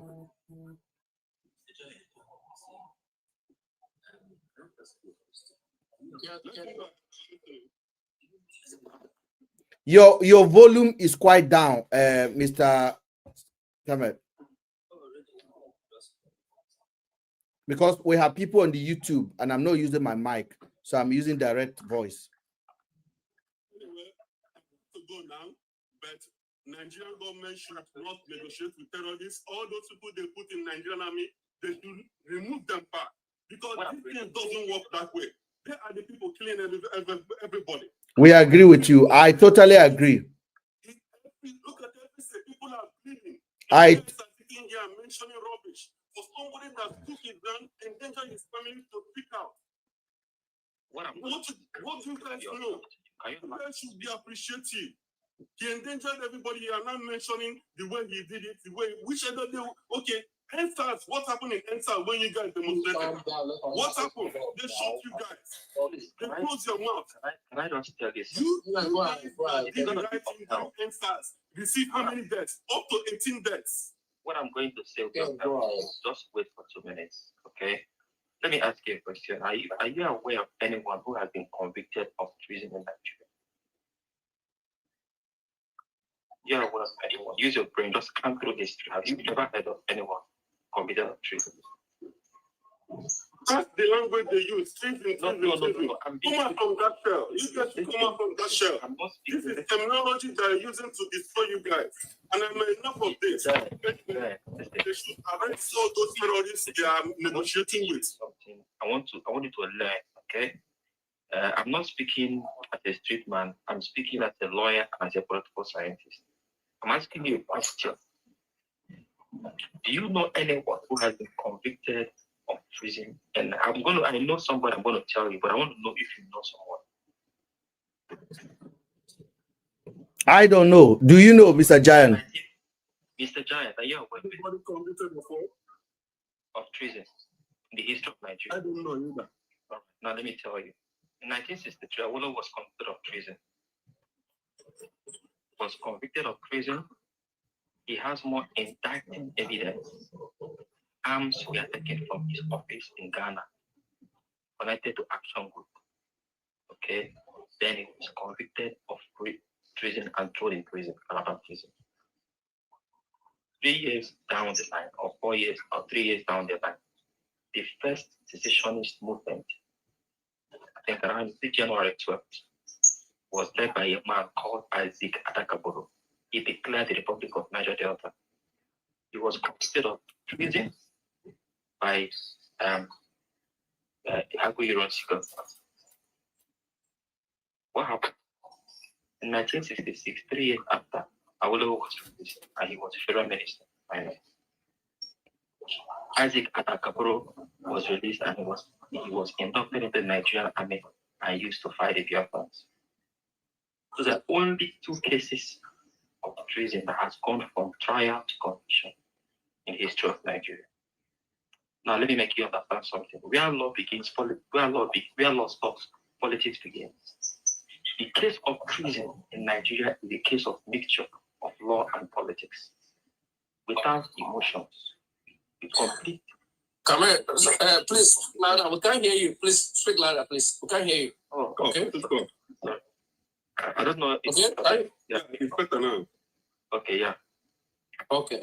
Where law ends, politics begins. The case of treason is 80% politics, 20% law. Why I feel very much unwilling to comment on the case of Nnamdi Kanu is because it is a political issue. Yes. It is completely political.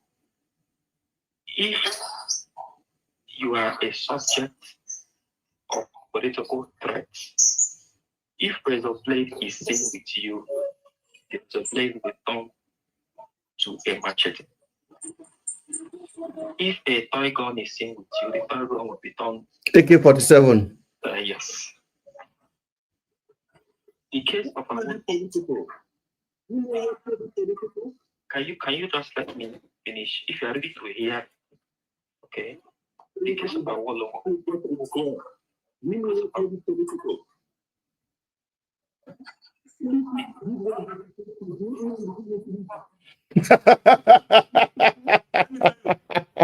These terrorists, we are killing people in Enugu, in Anambra, in everywhere. The governors we are applying, they were hopeless. By now, maybe if your parents have been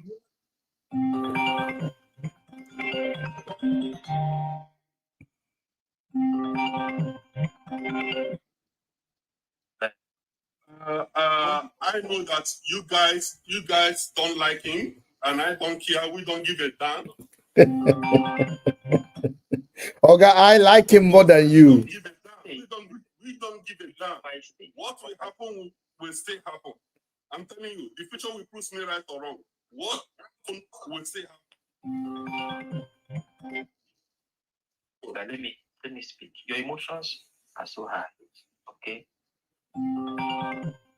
historical evidence, and I gave you a solid evidence. Somebody is calling me. Let me just answer the phone call, guys.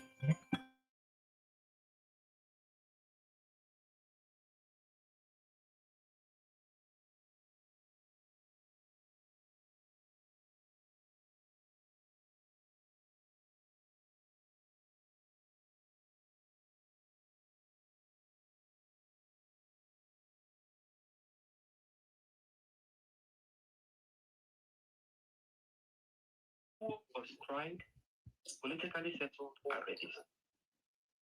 Adakaboro was tried, politically settled, and released. Was Awolowo wrong? Yes, he was wrong. Was he found guilty? Yes, he was found guilty. Was Adakaboro wrong? Yes, he was wrong. Is Nnamdi Kanu wrong? Yes, he is wrong. Yes. Was there any case against him? Yes, there was strong evidence against him. But I'm not looking at it like a lawyer. Anybody who takes a legal position on this matter is just not. He dropped already. He dropped. Okay. Shepherd, hold on, because he's teaching something for other people to learn. Yes, let's learn. Anybody who has a political position, who has a legal position to this, in fact, I will tell you that I'm not sure of any law student that will be handling constitutional law issue and cite 2023 election judgment. I'm not sure of any law student that will cite 2023 Supreme Court election judgment. I mean, it's a Supreme Court election. But I'm not sure if any law student, because it's a wide departure from theory. It can never be quoted as a case study. Case study, thank you. You understand? Because it's a misleading narrative, it's a misleading dimension of law that no conscious law student is not. If you take it to another court, the judge will look at you. Whether court can count election votes, court cannot count votes. It is not their duty. There is no law that empowers courts to start calculating votes in the court of law. But it happened in Imo State. Didn't it? It happened. It's a political issue. Where law ends, politics begins. That is the summary of this matter. Now, the issue is that the two case studies of treason, successful to there have been accusations of. But can you tell them why did they feel? Sorry, before you go, why did they feel when we analyze like this, we are guessing Nnamdi Kanu? Is the reality that you are saying now? What it takes to have an open mind to conversations like this without emotions, because Nnamdi Kanu is from my state, and I mean, not a matter of there are things I know which I wouldn't want to say here. Okay, you understand that? I know the family. I am inside it, so like a things I wouldn't want to say here. So, but it goes beyond law. The summary of it all that it goes beyond law. It's not a matter of law. We all know it. The case of Awolowo, not a matter of law. It was because he was fighting the prime minister. They went against him. The case of Isaac Atakaboro, those were the three, including Nnamdi Kanu, three successful trials of treason in Nigeria. There have been other allegations of treason. It wasn't Sowore. Sowore has had 3 times, it has appeared several in court for treason. But is there any successful trial? No. Is there a successful conviction? No. What of guy? Sunday Igboho. Sunday Igboho, yes. Yes. There have been people who have been incidented for treason. But I asked the question, are you aware of any successful trial, conviction, prosecution, conviction? Those are the only 3 cases. I would. But hello, sir, please. Now, Shafa, can you hold on, please, Shafa? Please, sorry. I'm here to learn. Please, sorry, sir. Why this Sunday Igboho? Why is he free? Okay, he will talk about that. Allow the professor to go ahead, please. Because the end of law, like I said, is the beginning of politics. The end of law is the beginning of politics. So when law ends, politics begins. You cannot continue to see the variation. Law cannot solve every problem. Law cannot solve every problem. Law is used as politics by other means. Okay? is politics by other means. It is a way of politics. The use of force, conflict is politics by other means. Okay. Now, the case of Awolowo, when we do analysis like this, you see, when you don't know the past, you'll be a victim. You'll be a victim of the future. You'll be a slave to the future. Okay. You have to know your past. When you look at your past, you do what is called historical triangulation of historical evidence. You triangulate historical evidence. Understand patterns, causes, and consequences. When you do triangulation theory, analytical theory in social science, you triangulate historical evidence. You understand pattern, causes, and consequences. I mean, you will be 90% correct if you predict tomorrow. If you understand how to apply this rule. Now, in this case, this guy, there is evidence against him. I mean, he more like want to split the country. I remember that the government's responsibility is to keep the unity of the country. Section 5 of the Constitution is sure that the government's responsibility is to keep the country united. They have to do their job. The police, the judge, swore to the Constitution to keep the judge, to keep the Constitution, to keep the law, the country united. The president swore to the law, to the Constitution, to keep the country united. The governors, the Senate, they also. So they are doing their job pursuant to Section 5 of the Constitution, Section 4 and Section 6 of the Constitution, to keep the country together. So if for instance, somebody has been tried for treason, it is not a way of, it is not a way of establishing the existence, or let's say, the operation of law. I mean, it has evidence. Prof, let me ask you a question. Was he convicted on treason today? Yes, there was a conviction. Now, Prof, I know you have a lot to say here because we are learning. I want to bring a guy that has been on this case for a very long time. Ijele, good evening. Ijele. Ijele, are you there? I'm here. Good evening, Mr. Ijele, stubborn cockroach. How far? Allow me to talk now, Shefa. Njele is here. Let Njele talk. Njele, what do you make of the historic court case today, sir?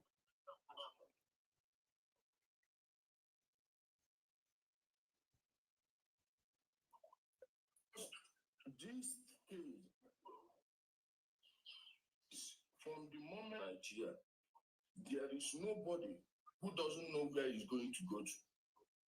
There is absolutely no one. There is nothing surprising today. The only surprising thing in this case, this day, was when the judge started quoting the Bible. I was disappointed. I was highly disappointed.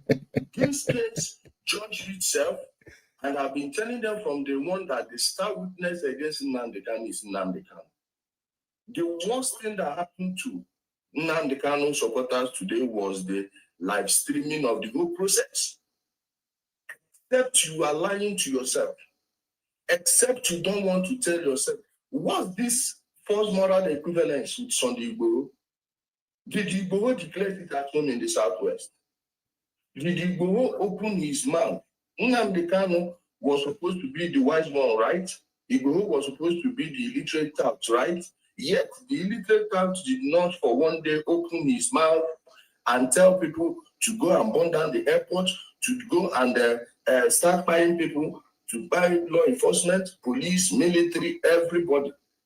Igboho never ever, all the time he was making noise, he was shouting that these people, well, of course, he was repeating some of the things Nnamdi Kanu was saying, like Fulani, yes, this and that, when he never caught a single one. That's very true. Now, let me comment a bit here. I listened to what you said. I'm not sure you were here earlier when I started speaking.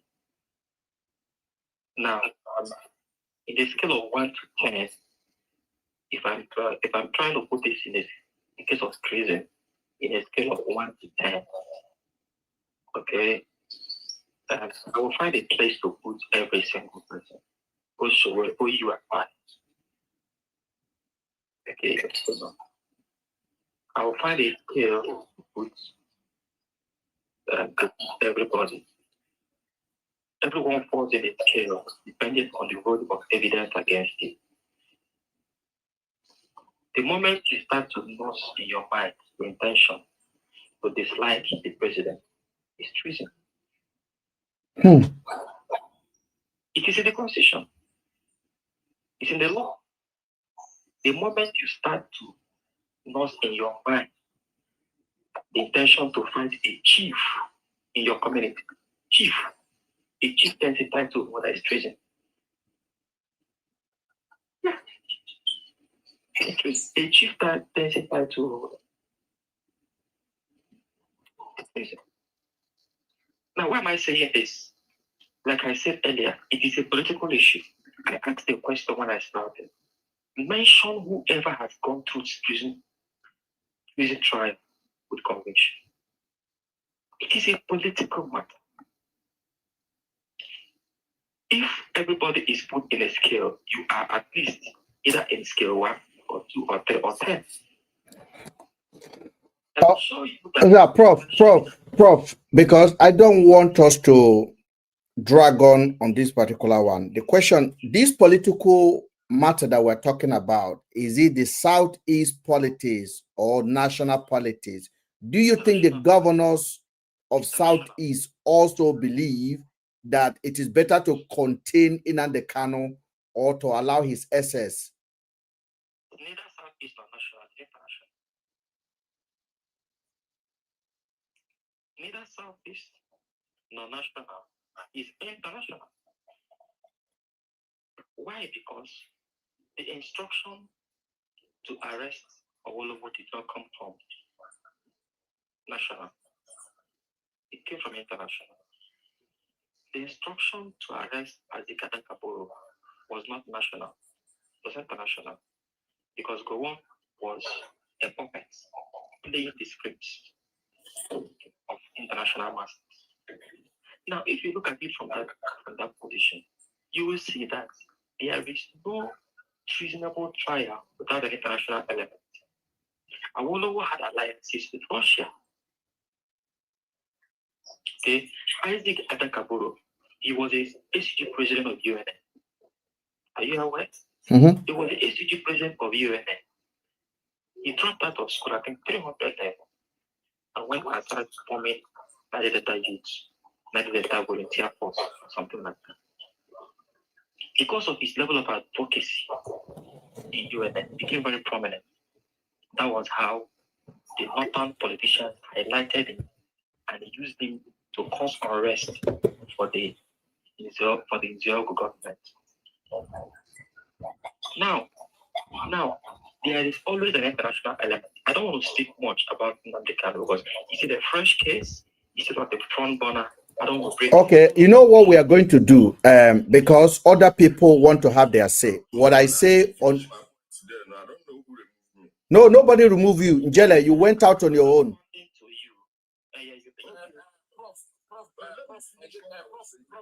Prof, I get question, please. Let me finish what I'm saying, please. Shefa, let Njele finish because we cut him off that time because Prof wanted to talk. Okay. Njele, go ahead. Okay, please, Mr. Kemet, I have no idea what you're on. All these things was the one that arrested Azikata Kabori. What was Juku? So, what international body was Juku conspiring with to arrest Azikata Kabori? And he himself later went and did the same thing for which he arrested Azikata Kabori. Who again? Because you said you go on, you arrested that for one had international this thing to arrest Adaka, but it wasn't go on. It was, please let me finish this when you can jot it down and then challenge me on the facts. It was Uronsi that was empowered. I didn't say when was arrested. Then I didn't say go on. Please, let me finish. We all for you said go on. You said go on. Look at my comments there. You said go on. Okay, that could be. Maybe you don't know what you're saying. Yeah, that could You be. said go on. No, it was you and C, not go on. Not You said go. I think it was a mistake. It was a genuine mistake. Let's agree to that. It was coming to tell you I didn't hear what I heard. It was released by a go on. Interrupting me. It was released by a go on. Listen to me. Let me finish what I'm saying. Okay, go ahead. On this Nnamdi Kanu scheme, what brought a foreign flavor into it? It was Nnamdi Kanu himself. What international body told him to ask the people to go and burn down the British embassy? What international body told him to challenge a sitting high commissioner? You people have no idea the magnitude of crimes this guy committed. Because you were tone deaf, you people were heading him, you now head him into life imprisonment. And now you want to tell me it's a conspiracy from who? Who is Nnamdi Kanu that the entire British government we conspire against him? Who is Nnamdi Kanu that the United States? Do you know what the government of the United States is? What exactly is he going to prevent the United States geopolitically, strategically, and otherwise? The only reason they made him an international terrorist is because the embassy of every single mission in Nigeria is a foreign territory. Maybe some of you that are following this MTX need to sit down and do your own research and know the dangers in some of the things you are doing. This case of Nnamdi Kanu, of course, unless you didn't watch the whole 9 hours plus, we followed it live. I did not miss 1 second. There was nothing that was not clearly explained. In fact, the man was so meticulous that he remembered the timeline, everything that happened. And now somebody wants to make a false moral equivalence with Awolowo. Look at the case of Awolowo and look at the case of Nnamdi Kanu. Look at the case of Adikadakaboro and look at the case of Nnamdi Kanu. Everything was rightly stated there. And on this issue of, look at how long they've been going. No, you read the judge. He mentioned on every single occasion there was an adjournment. He came for him. So they should be grateful that the government left that case in the hands of the Intanyako for 2 months. The thing was so self-explanatory. Every witness called was only collaborating what Nnamdi Kanu himself said. Didn't you notice how quiet his lawyers were? Didn't you notice how obediently they were listening? Didn't you see how calm their body was? And remember, after court, every time they will release selected angles of what happened and use it to be making noise. Unlike today's case, because today's case, everything was being live and you can actually go and watch a replay, a rerun. The whole thing on YouTube right now. Every single case. Remove treason. Which other one is holding him? Many. And everything that was mentioned, they read it for him in the phone. Njele, do you think Nnamdi Kanu representing himself helped him at all? That was out of the inspiration. He knows where the case was going. What exactly was he going to defend? You were there. Everything that was said by the army, by the police, come on their head, do this one, do that. All those things are tapes he played, like the things he said. Njele, hold on, guys, hold on, because Njele and I have come a long way. Njele, when you are in Istanbul, the first time I did live with you, you know we condemn all of these utterances. How many years ago? Of course. This is 5 years ago. We stood and said, what you are saying is not in any way justifying the mission you have ahead. Because you are, and I remember when he also launched Eastern Security and everything that goes along. I told you guys, I am not his supporter, I am not his adversary. I stand for justice and fairness.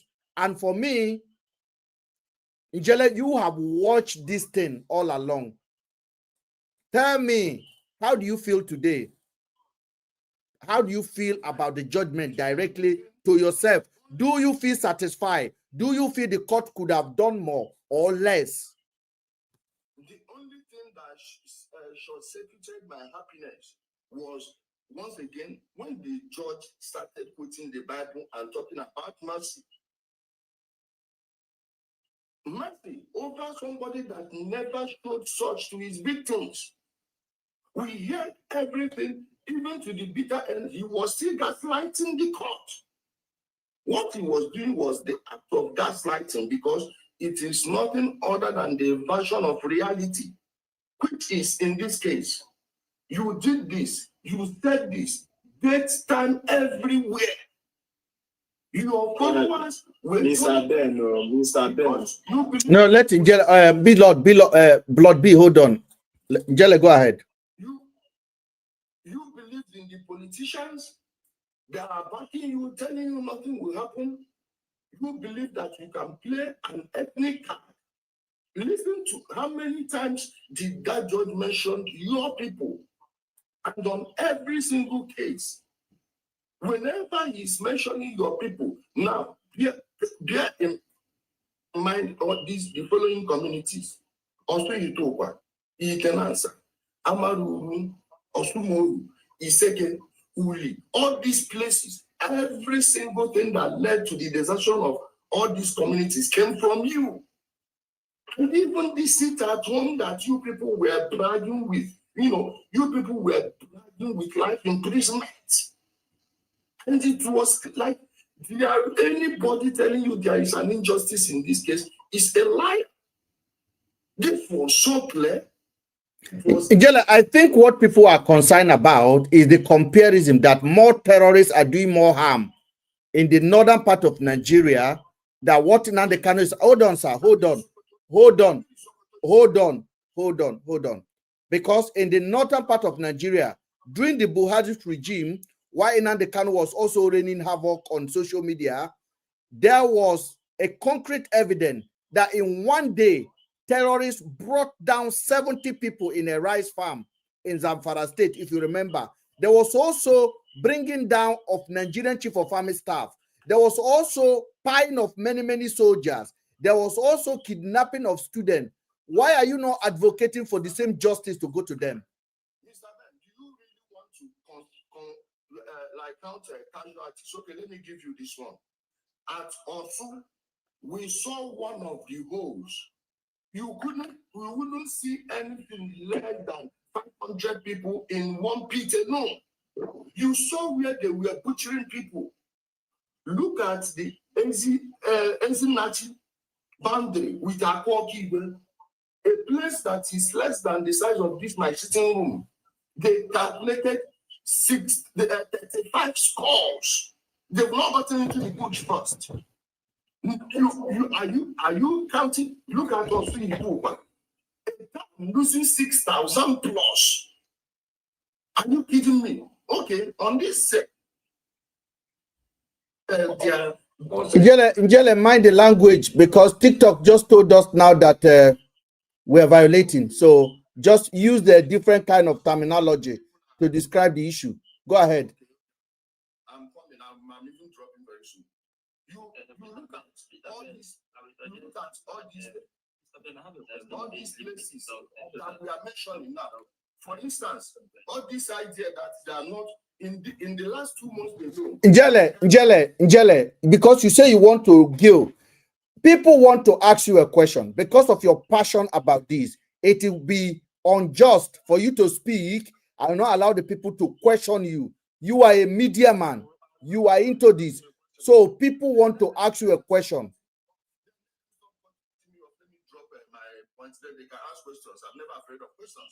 Go ahead. Now, you talk about leaders 2 days before Nnamdi Kanu's case. The person that was sitting was given 20 years. Now, these are people you barely hear the name. You didn't hear them give order.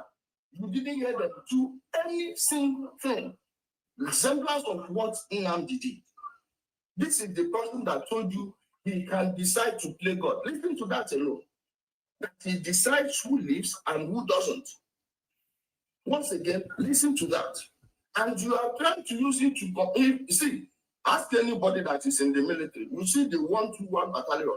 If they move the 121 battalion of the Nigerian army down to the southeast, there will be peace there within 3 weeks. But it will be fucking hell. When you hear hell, it is what you are going to see here. Are they telling me they are not following the army Facebook account? Njele, thank you. Njele, thank you. Guys, you can ask Njele a question now. And we'll go by order, please. I want to ask him a question. Wait, Nami. Hold on. You see, hold on. Blood B, go ahead. Okay. Yes. Okay. You know, tell me I dey watch Njele since. You understand? Because everything what we dey do for this life, may we dey remember tomorrow. Because me, I'm not an IPOB. I'm a neutral person. When they do this IPOB, I say I don't want. That time Nigeria was in Turkey. When Nigeria was in Turkey, I was in China. And Nigeria was part of it before, but after I don't know what happened. I was not a part of it. Stop making that rubbish accusation and stop relying on that nonsense. I'm not going to do that. You were there. I will stop that allegation. Even when you just there for Turkey, I there for Turkey. Like I hope we don't carry out. I there for Turkey. Shefa, I want Njele and I want Blood B to answer and Njele answer. Then we can change. When this guy is speaking, say when Njele is in Turkey, I was in Turkey. Njele know me. I was in Turkey. Even right now, I'm in Turkey. Okay, you are not the one. Njele can answer for himself. Njele, go ahead. Blood B, go ahead. Blood B, go ahead. Go ahead and complete your question. Okay. Let's say because if Nigeria they advocate only for I was their member. Prove that I was their member. No,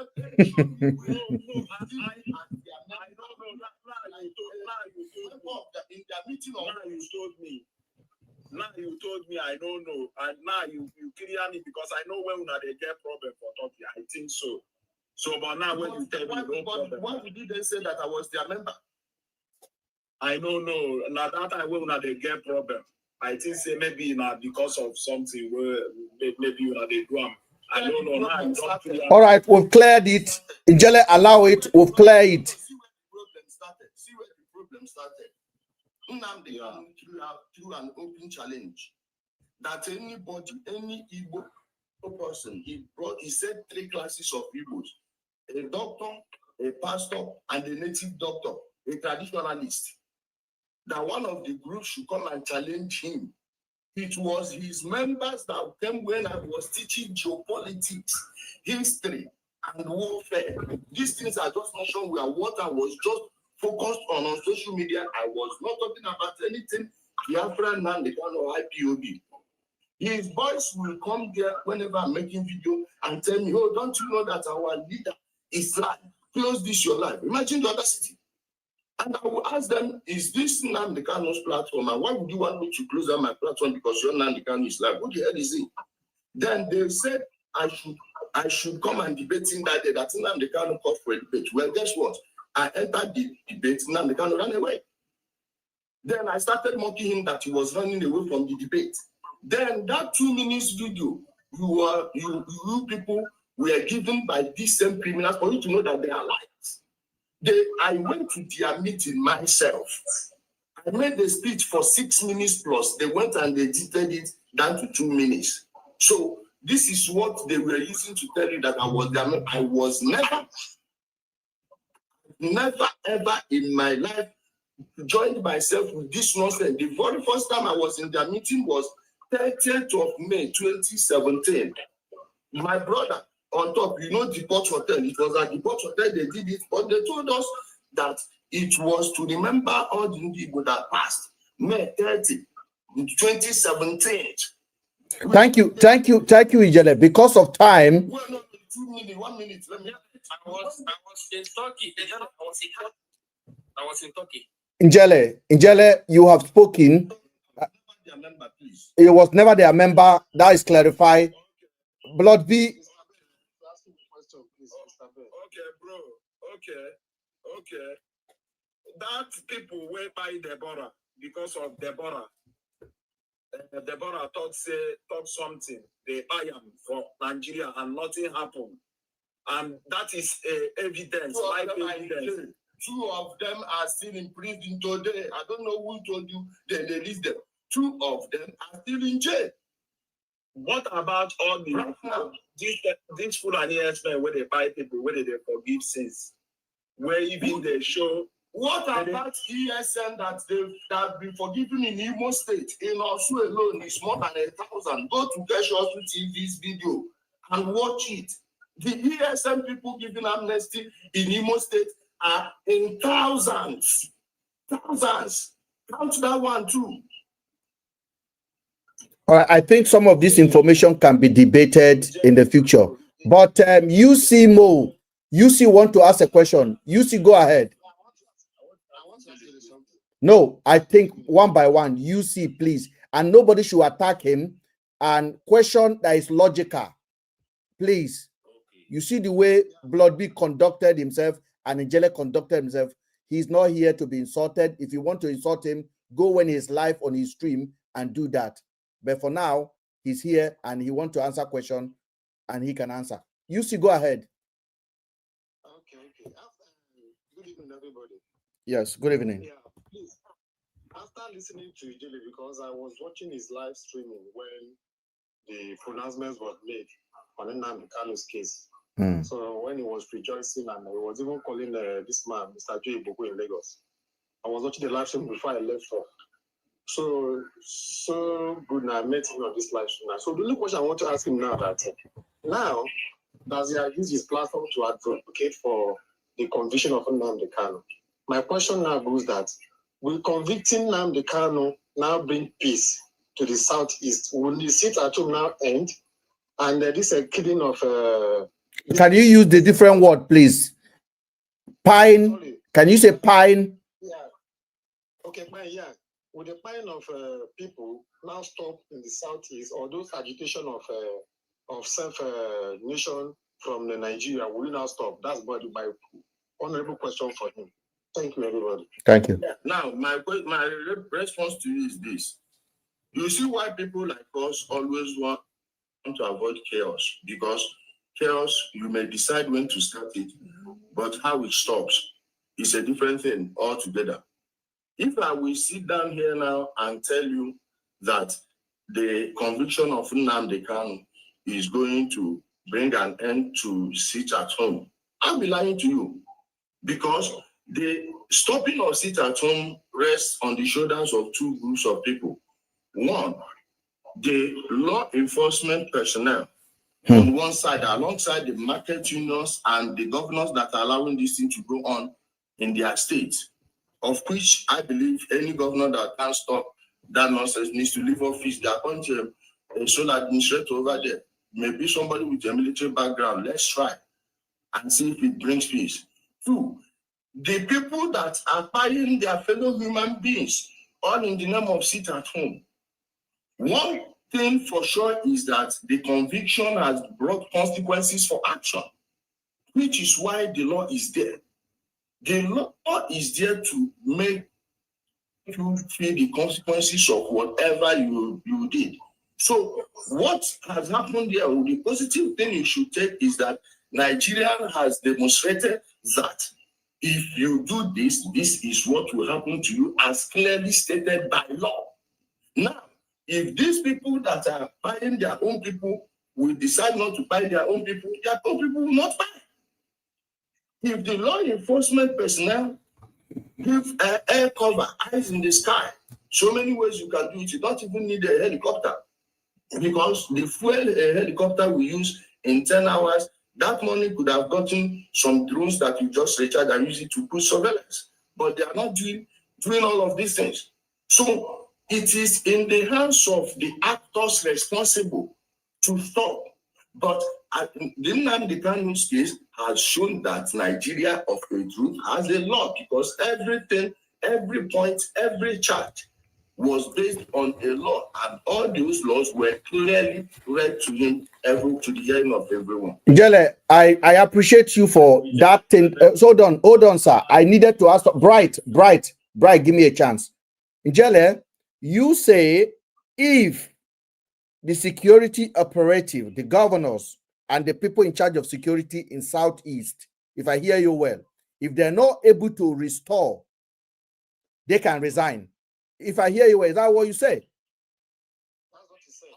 Because it's in their hand. They are giving their security vote. Is every single person in the Southeast bearing arms is under the control of the state governor, through the power given to the state. So what is the responsibility of the president in the general overall security of the nation? Should the president of Nigeria resign? It is not the job. There is a reason. Hold on. Jelle, I want to get my question right so you can help me out.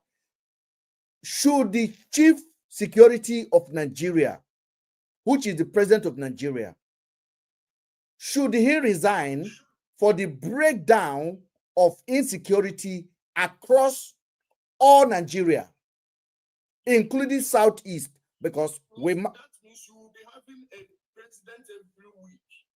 It will sound nice to be you throwing all these talking points and buzzwords.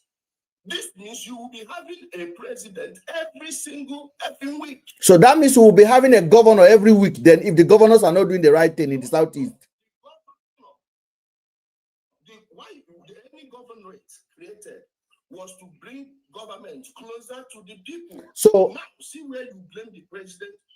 Well, I'm coming, please. See where you blame the president on everything happening in any state. When he withdraws the funds, when he does not provide security vote, when he neglects any certain region, of which since 2015 there has never been a single state whose funds was delayed for 1 second.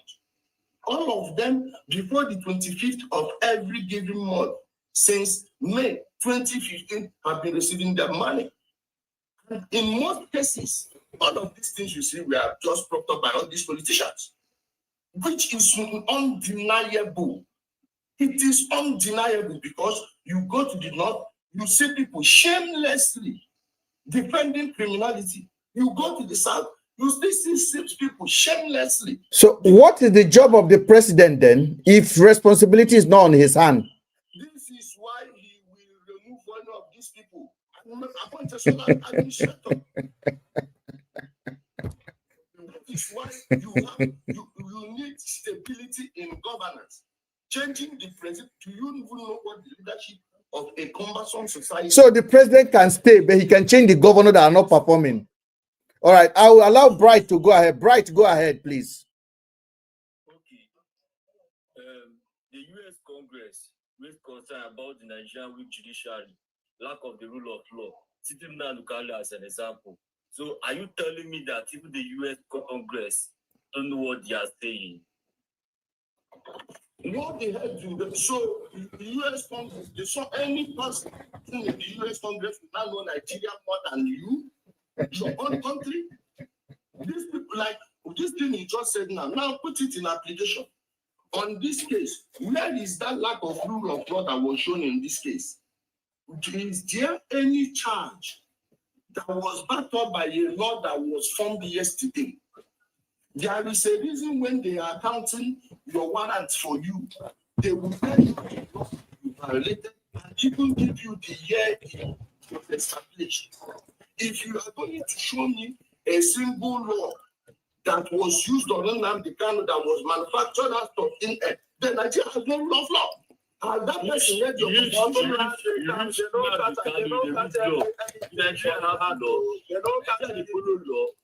you know that from here? How many people am I talking here? How many people am I speaking to? Don't use your hand to kill your own brother, your fellow brother. Look at me, my brother. Which your fellow brother? Yeah, You should not be emotional. You see, I don't. I don't hear this emotional. Show me where I buy the. Don't tell me my brother. Don't tell me my brother. I'm really one at a time. One at a time. Who is still on the mic? Let me know. So the people are not happy with you. I want to ask you. The person now waiting for me. If you are not happy with me, how is that my business? How is that my business? You seem to have a vast knowledge about it, okay. But the question I want to ask what is the difference between Nnamdi Kanu and Sunday Igboho? Because to my own understanding, both of them actually did and committed the same crime, but one of them is in prison right now and the other one is walking free. How can you expatiate and make us understand why is that happening? Okay, please. Anybody that is telling you that's the reason I called it false moral equivalence. Once again, can anybody show me a single place Sunday Igboho was telling people to buy army and police? You people will now focus on the marginal point, of which there's a semblance between Sunday Igboho and Nnamdi Kanu, but you will not concentrate on the clear distinction lines, which is, okay, Sunday Igboho said Oduduwa, Nnamdi Kanu said Biafra, as far as the comparison goes. But you did not hear Sunday Igboho shut down markets in the southwest. Nnamdi did it. You didn't hear Sunday Igboho shut down hospitals. Nnamdi Kanu did it. You didn't see where Sunday Igboho said, buy this monarch, buy the head of any of the Oduduwa groups. But you hear Nnamdi, whenever you see Nyamudo, what did he say they should do to him? And you did not hear, where Sunday Igboho say he has power of life and death in Southeast. You didn't hear all these things from him. That is the point I'm trying to bring. Don't use the marginal views. You can't use the margin to base your own argument. There is a reason, it's a marginal point. Now, on this part of it, you didn't hear Sunday Igboho say they should go upon the British High Commission, the US Embassy. All of these things, you were hearing somebody on the air say, promote their issue, don't leave the body intact. Igboho could have told these people to be fighting indoors, but you can't tell somebody based on assumption that you assumed he said this thing to this person, he said this thing to this boy. You did it. But then you hear this man clearly stating all these things. You know, at a point then I was just laughing. So it's not that they are not the same thing unless anybody is not telling themselves the truth. Thank you very much, Njele. You are correct. On that aspect. But for identity for a separate state in a country, cannot be treasonable offense. You hear the judge, you know, I keep telling these people, you people are romancing with dire consequences on daily basis without knowing. Have you actually read the Constitution? You are free to denigrate Nigeria. You are free to say anything about the law only when you have no infraction with the law. When you do, that is when they will tell you there is a reason, there is an Attorney General, Chief Justice, Prosecutor General, thousands of prosecutors. Don't use hypothetical statements as reality, because by the time the reality will hit you, you've already harmed yourself without knowing. This is just my message to people. The things you take so easily, if you know how fights are taking people, you will be mindful of how you speak. That is why you need to control your emotions at every given time. Njele, you have spoken. Thank you so much for joining. I actually appreciate that you show up here today and you are able to take questions.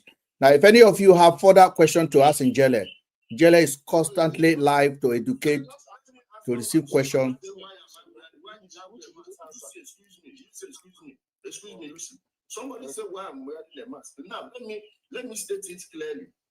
In 2022, I went to court, swore an affidavit, and even told the court that whenever needed, I will come and testify. Even today, till date, I'm willing to go and testify on what I know about Nnamdi and IPO. So I don't need to wear a mask, except you not be following me or don't know who I am.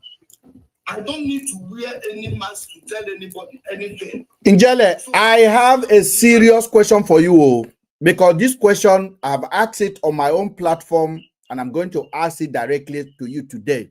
Njele Mong, you take question. You're never afraid of one. We have come a long way. Njele, you spent over a year in prison, and you recently got released. Njele, we understand the government released you to come and attack. The allegation is that the government released you to... No, let me ask my question now. Now me they ask. I am asking.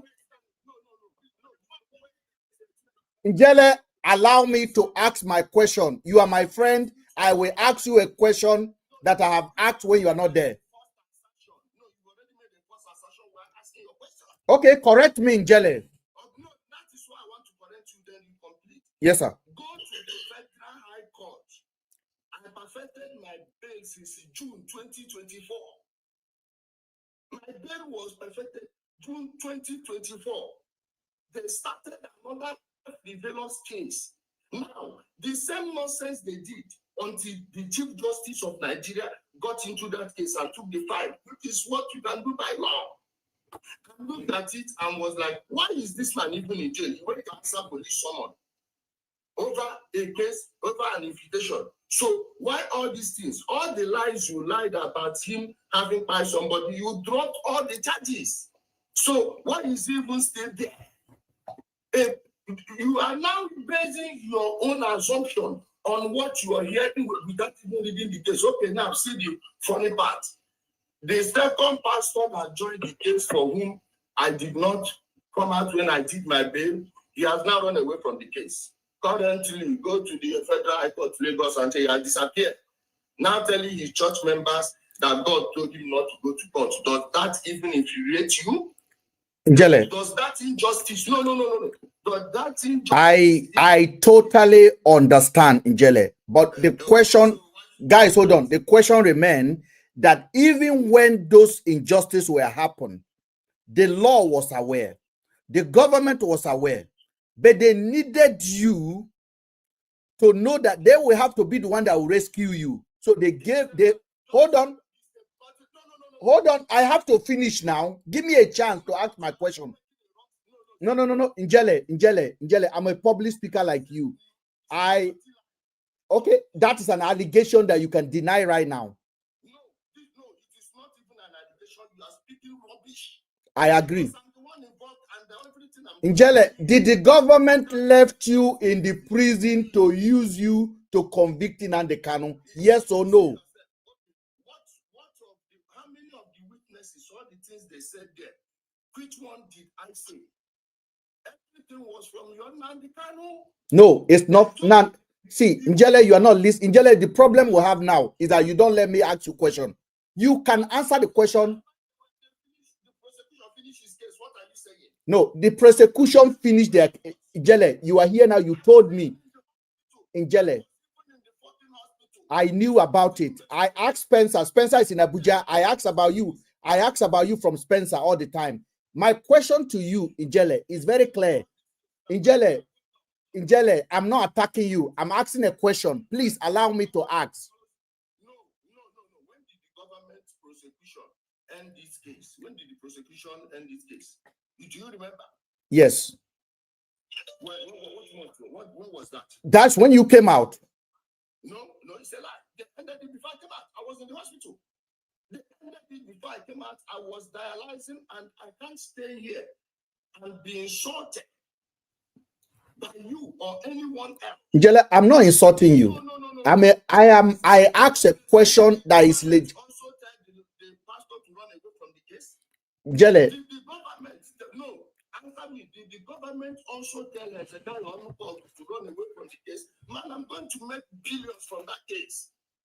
I appreciate that, but Njele, you told me now, you say on this platform that since 2024, you perfected your billing, your bail, every of the 10, all the shortage. Then they brought a very flimsy another charges against you that kept you in detention for that long. Now, I am saying now is this, that Njele, don't you know the government might be behind it because you're an asset to them?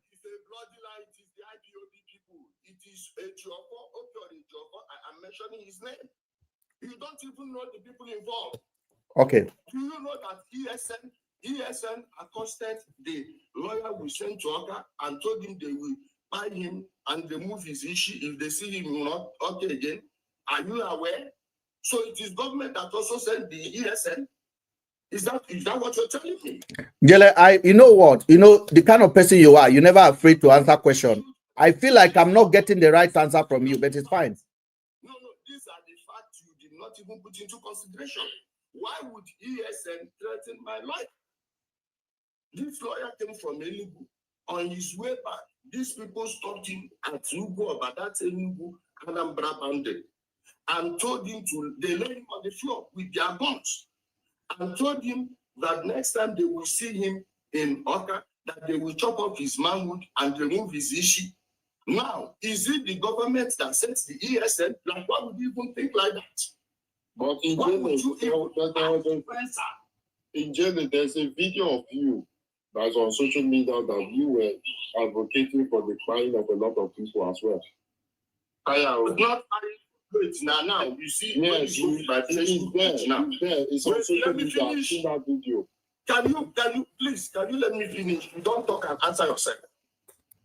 Go to my page. You will see the real version of that video where I said those things, and now I said, now see what I said. I was making a video. Somebody came there and said that they will target my family, and I told him, and I repeat it here now, I'm still giving it out. You target my family, I will buy you, buy your family, buy anybody related to you. Now, what they will do, they will go and edit it. They will not say that, oh, you are responding to somebody. They say you are making such a statement. And you, if at this internet age, you can't demand to see the full video. Ask them why they ran and removed it as evidence in court. This is the problem with you. They will be showing you people something. That case, giving you a different thing. That case, where they use it in jail. Who is this that person? Stop it here, please. Control this thing. Let me finish. I don't know who is shouting me there. Now, when you go to my page, you press on Reels, you will see a video where I put Matthias's picture there and the other one. You go and watch the thing full. So this will serve as a warning to you that you should always demand the original copy of every file you are watching online. If not, people will deceive you. Thank you, Njele. I think we have successfully have a very wonderful conversation. Njele was very open to answer questions. Njele Live is there. If you guys want to follow him and ask him questions on his page. I want to thank you, Njele, for being part of this evening.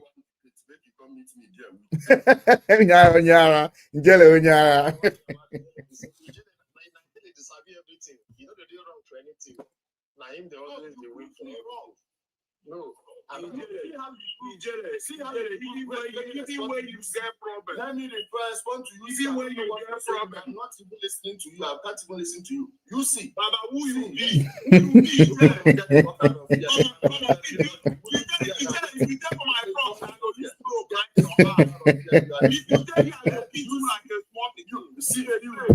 You can't even start. See, bro, now so you cannot respond online.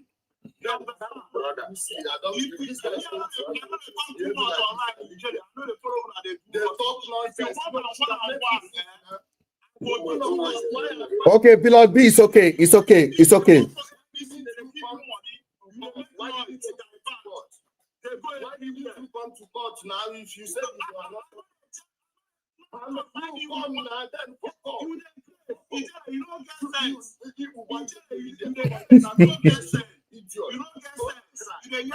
Calm down, I beg. Calm down, calm down, calm down.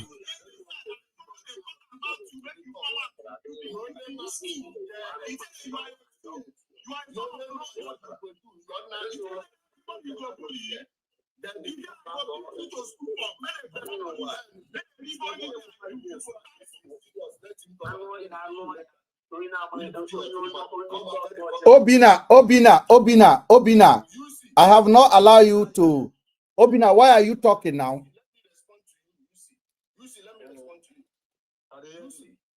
It is not about who they disturb themselves? Who they disturb?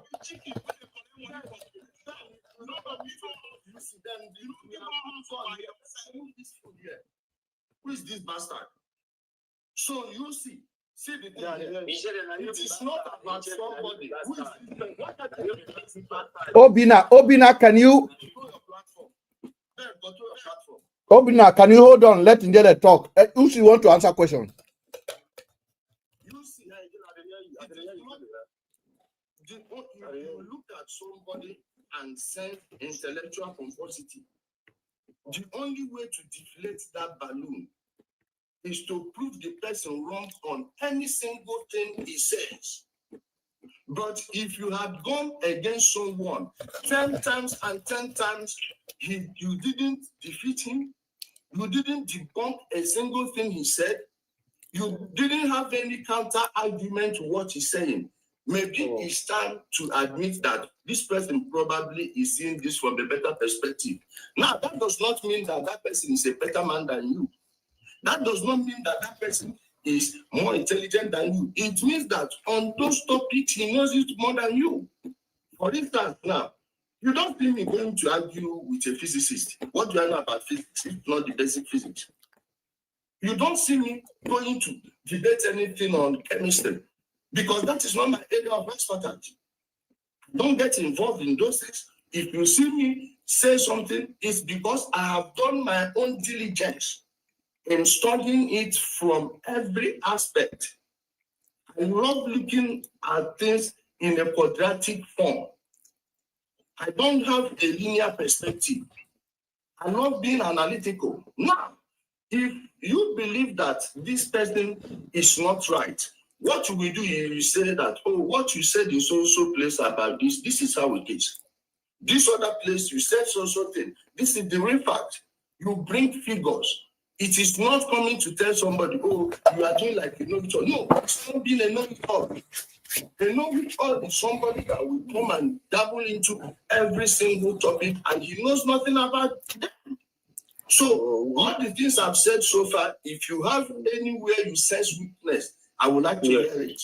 Yes, good, because now, I want to add something before I come up. If you want to talk to this guy.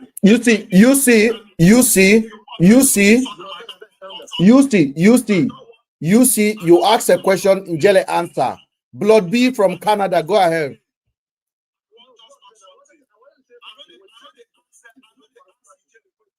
But no insult. No insult. I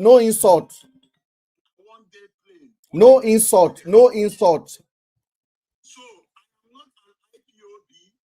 support anybody, but waiting I they talk, they say if any law that is working in Nigeria, the same law that they used to serve Igbo man, may they use them serve outside, serve Fulani, serve Yoruba, make it be one. You understand? But one thing why I know like this, I go there here, the guy they enter me. When this guy get problem with the Bukodi, after that man post them, I follow the talk, say this guy don't do anything, make it come out. But once I know I hate in my life.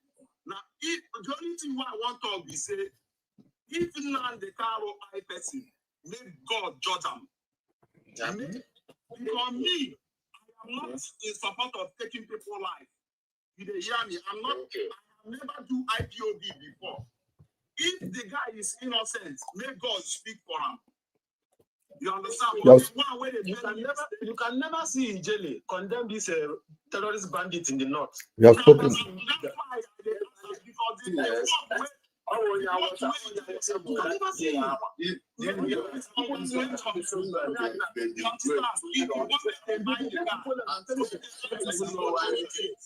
We don't start again. I say one at a time. One at a time. Because he get problem with the Carlo. He get wahala with them. That's why they lie all these lie upon the guy here. Because if there is evidence, say this guy commit this crime, no problem. I know they support anybody when they take people life. You understand? But with what Ijele is doing, Ijele, they bring them out from inside, make it come, make sure, maybe they indicate, maybe they persecute the guy. So now, he go there, here, they threaten everybody. He don't get life. Make they put me on a one-on-one.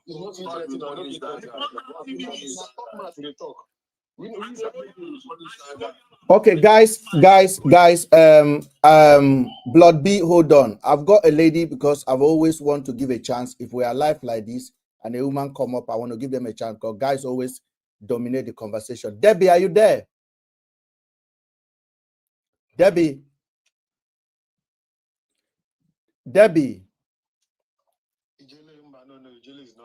No, I'm talking about Debbie. Debbie, join us. A woman, join us. Debbie is not there. Manny, go ahead. Obina, go ahead.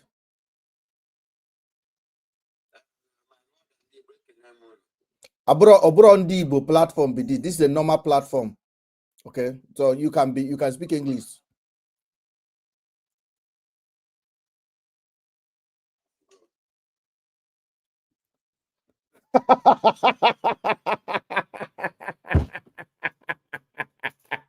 As you see what I'm talking about, that we are not ready for conversation in this country. Yeah, I'm telling you, see, that's the problem we are having now. So if Ijele issue is that we here are conversating in a very good way, you ask him a question.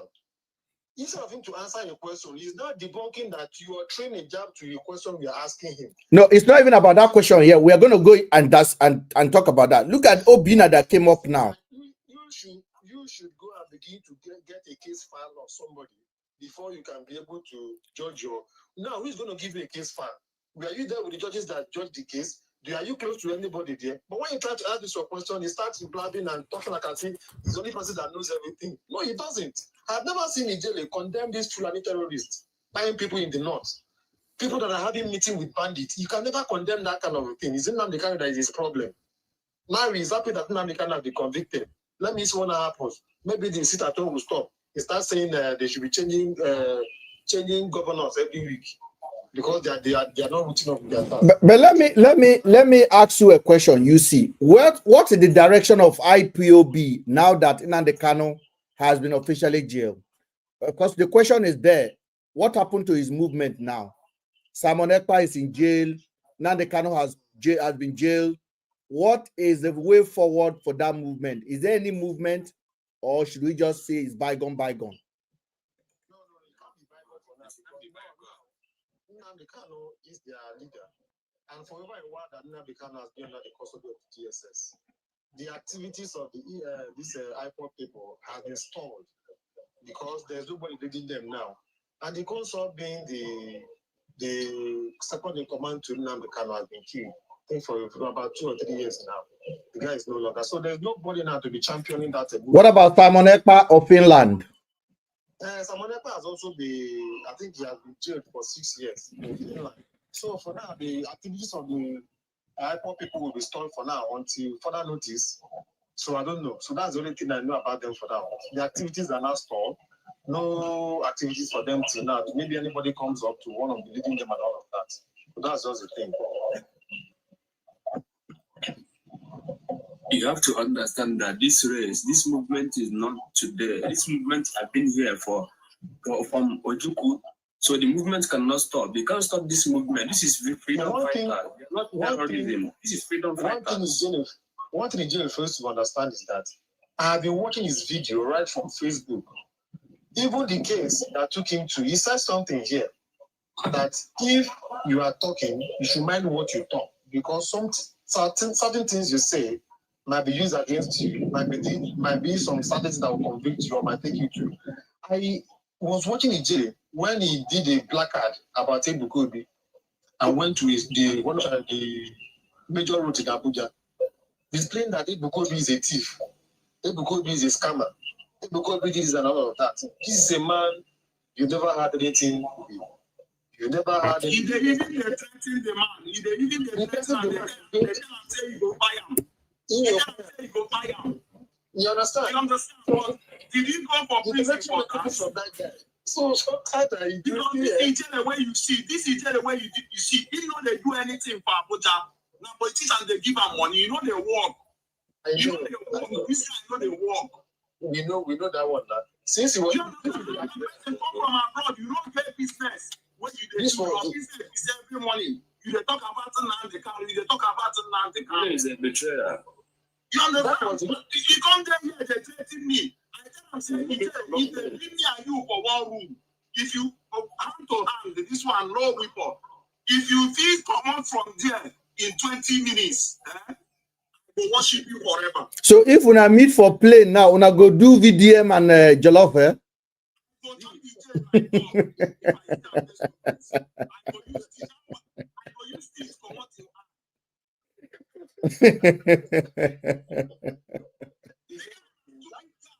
No, Blood B. Blood B is okay. Blood B is okay. Blood B is okay. NBM, go ahead. NBM, go ahead.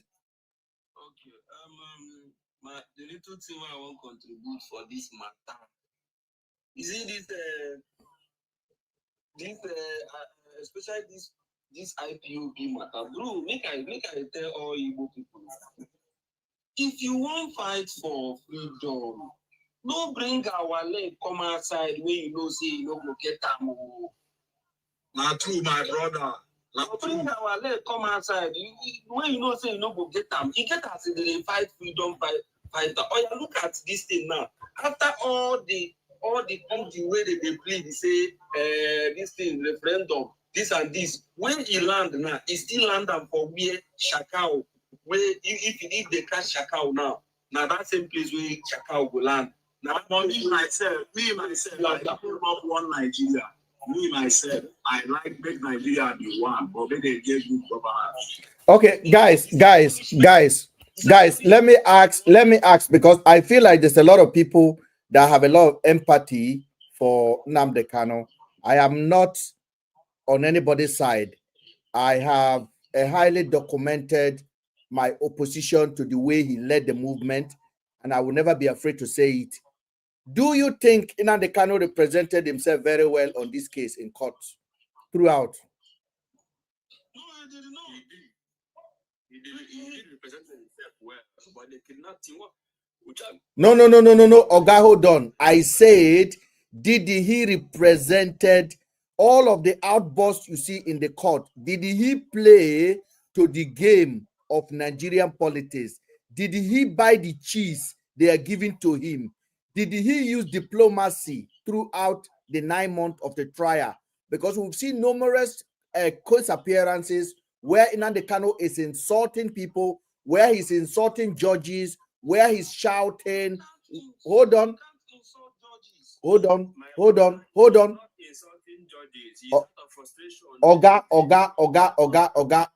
Oga. You people that don't like the truth are the one that are pushing Nnamdi Kanu to this level. You people that don't like, I'm talking, allow me to talk. You see, I put Njele on a hotspot. I will put anybody on a hotspot. I am not for anybody. You are not God. Bring me down from your life tree. You take yourself down and block yourself. Also, now they go about the worship nonsense. Now no go ever tell myself the truth. Also, get out of my platform. What truth are you talking about? I see something and you say that I don't like truth. What truth are you talking about? You say you want to drop. Now don't drop. Talk. Don't just go. Come off of my platform and go and follow whoever will say what you want to hear. I am talking. You don't want to hear it. Well, you know here now when I put Njele on the hottest spot of his life. Do you think I'm here to come and please your ego or your ignorance? I am not under Nnamdi Kanu supreme leader. I'm not under anybody supreme. I am my own person. I will ask question. I will dig the truth. So if you don't want to listen to it, go away. I am asking a question. I say, did the Nnamdi Kanu? I say, did the Nnamdi Kanu, throughout the representation of this case, did he represented himself? Did he play to the Nigerian? This person is calling me. Please don't call me. Did he play to the Nigerian gallery? That's the question I'm asking. It's a straightforward question. This guy hit his own lawyer in court. This guy hit DSS in court. Is it normal? Yes. Yeah. Yes.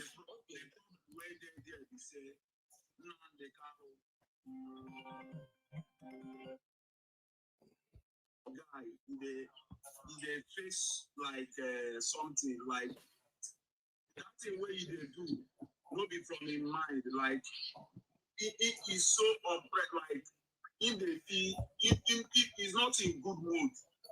But that, because that thing where you do for that place, when they insult the judge, that thing is wrong. Allow the judge to finish his judgment. Because even if you say that judge won't get changing of mind, like you probably they get problem with that, you know, it makes sense. But the guy is traumatized. You know why they say now the guy is traumatized. I think, in my own opinion, I think Nnamdi Kanu has suffered a lot in the last 4 years. I think his mental health need to be evaluated. And it is very, very important you understand this guy was in the United Kingdom here, where life is easier, where he was living a life. And for them to be in Nigerian custody, and for the last 4 years, Oga, can you mute yourself, please? Let me drop this guy, I beg. For the last 4 years, he's been wearing one clothes to court. That alone can depress somebody. It is absolutely not easy. So, And it's not even possible to win government. if you are his supporter, please put him on your prayer for his well-being, for his health is very important, and for his mental health to be well. We have to call it out for what it is. His behavior in court call for consign. The guy literally break down completely in court today. He break down in court. I see a man that saw the reality. I saw a man that was lonely in court today. At one point, the lawyers were asked a question and they said they are not his lawyer. And the judge have to correct the lawyers. And they say they are his consultant. That the judge have to tell the lawyers, deliver the message to your client. It is absolutely a breakdown. And we have to learn a lesson. Everything that happened, we have to learn a lesson from it. Whoever is wishing to lead that movement have to learn a lesson, how to lead. It's very, very important. Any of you that come down here and start shouting, Nnamdi Kanu is right. You people are pushing him and it's not right. You make the same mistake. Yes. Your wives. Whoever lead that movement should be very wise. You cannot just bring people leg outside and every time look at, you know how many times they brought Igbo people out leg outside. You bring our leg outside and you left us on the road. Man, all these things should not be happening. Even Igbo people should be questioning whoever want to lead that. My brother says, see, make I even ask you a question. Waiting do one Nigeria said. Now our governors be our problem. Waiting do one Nigeria is a good country if Nigeria won. Can I say something, please? If they get a referendum, Nigeria is good. Yeah, somebody wants to say something. Jelle, hold on. Oscar, go ahead. Lord B, make I answer this question now. Waiting to one Nigeria. Yes. We all are in this country and saw what happened today. Yes. That is number one thing that happens to one Nigeria. And I swap leader was the person that everybody knows that they fight people anyhow. He don't waste so many soldiers. He don't waste so many lives. He don't come up people from their home. Everybody knows that, but he was just sentenced to prison 20 years. Then somebody who just says something online was almost sentenced to death. This is what happened to one Nigeria. The judgment that this commander that was killed last week. That was Pi. Please use your language, please. I'm already got 2 minutes strike today. Sorry. The commander that was fired last week by these same people. Let me tell you, if that thing happened at the east, if say that man, they buy him for east, my brother by now, no dance when they no go dance for east. Odogu, Odogu, they suspended my gift because everybody were using bad word. They were calling GUN, they were calling everything, so they suspended the gift. Don't worry, it's okay. This is how we do our life. Thank you, Odogu. Go ahead, Oscar. So if say that man for east they buy him, no dance. Again, no military dance, we no go dance for east. That one not true. Because it happened for northern side, it was quiet. Now when they hear them. Yes. Another one I want to say, to me, this thing will happen today. My brother to be sincere, I'm Igbo man from Imo State. You say they sentence this guy to buy. I go like him so that he go teach Igbo people lesson. As this thing happen now, make him just there on record say no Igbo man is free for this country. Even those people where they support them, all those Okalo no escape up. Focus on them man no escape up. Tomorrow this turn around himself. After they use this step might turn around against them. As long as say you carry that name, Igbo, you are not safe. The law is different. The law where they take judge Hausa man, don't be the law where they take judge Igbo man. Somebody come back. Policeman was asking me, Shady Adibo, saying go do me something for Lagos.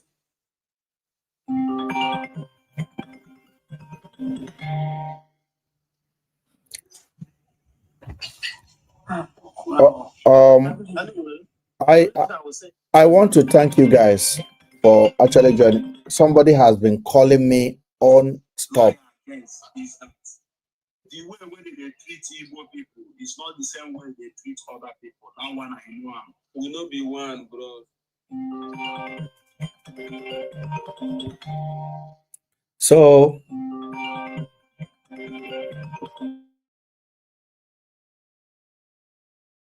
I really appreciate. My phone is buzzing. Because I know problem. You know why I know you am? Because when you go talk about Biafra, Igbo people now they go catch you. Most of these Biafra where they catch, now Igbo people they catch them because they get many property for other states and they are doing well. They don't support you, brother. So anytime when you want fight for freedom, try to know whether not everybody from that place wants that thing. I don't know. Because when now the Carlo came to this Canada, he get problem with Canada people. Ask anybody.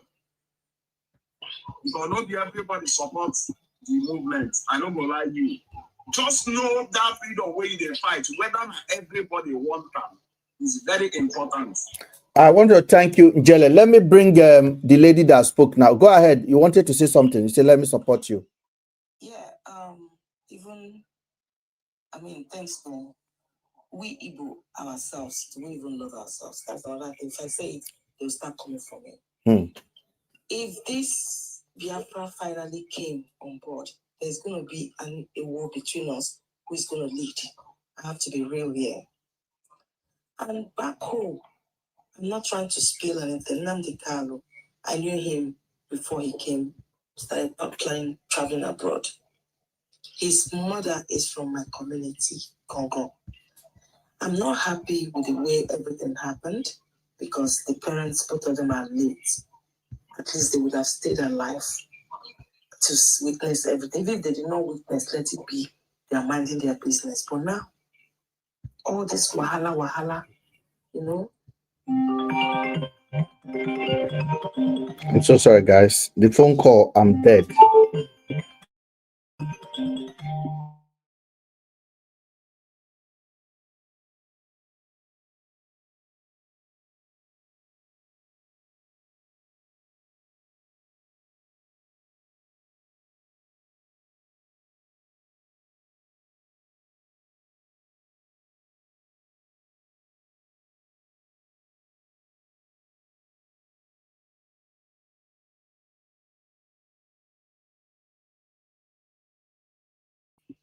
we have our brother, we want to go and vote, we want to go and do this for our Biafra. Nobody comes out. Even when there was war, the last time they did that Python dance, people that were gone were mainly from the South Delta, Rivers, Akwa Ibom, few of people around, but people from that community never showed up. They skipped. But one thing I'll realize is this, even when we're dialoguing with this issue, his cousins, so there are so many of his cousins, they are all well-known lawyers and barristers in England. High ones, but none of them are coming in to do all these things with him. Use wisdom. You cannot win government. It's just like there's an adage that says, one person, if the whole village people cook a food for one person cannot finish food from the whole community. But one person can cook for community and they will eat. But if the community cooks for you, you're in trouble. You've spoken very well. Thank you so much. We are logging off now. It's 12:08. I wanted to stop at 12 o'clock, and I want to thank you guys that joined us. The video is available on our YouTube channel. You can download it. You can cut the part you want to cut. You can use it anyhow you want to use it. And my YouTube channel is Mr. Ben Speak. It's up there on my bio. Go join it and subscribe to the button there. On this platform, we are not loyal to anybody. We are loyal to logic and reasoning. We are not tribalistic. We are loyal to truth. So you might come on this platform today. I will say something that favor you. Tomorrow you may come. It will not favor you. It is the realities of me. And I'm sorry that I cannot be able to please you. If I do that, then I will belong not to myself anymore. I will belong to your thought and your feeling. My name is Mr. Ben, and I thank all of you that joined. Blood B, thank you for giving it to Njele. And thank all of you. You see, thank you. My sister, thank you for joining again. And then good night from here. Thank you. Ciao. Ciao. Our people on YouTube, good night. Night, love you guys. Bye. Bye.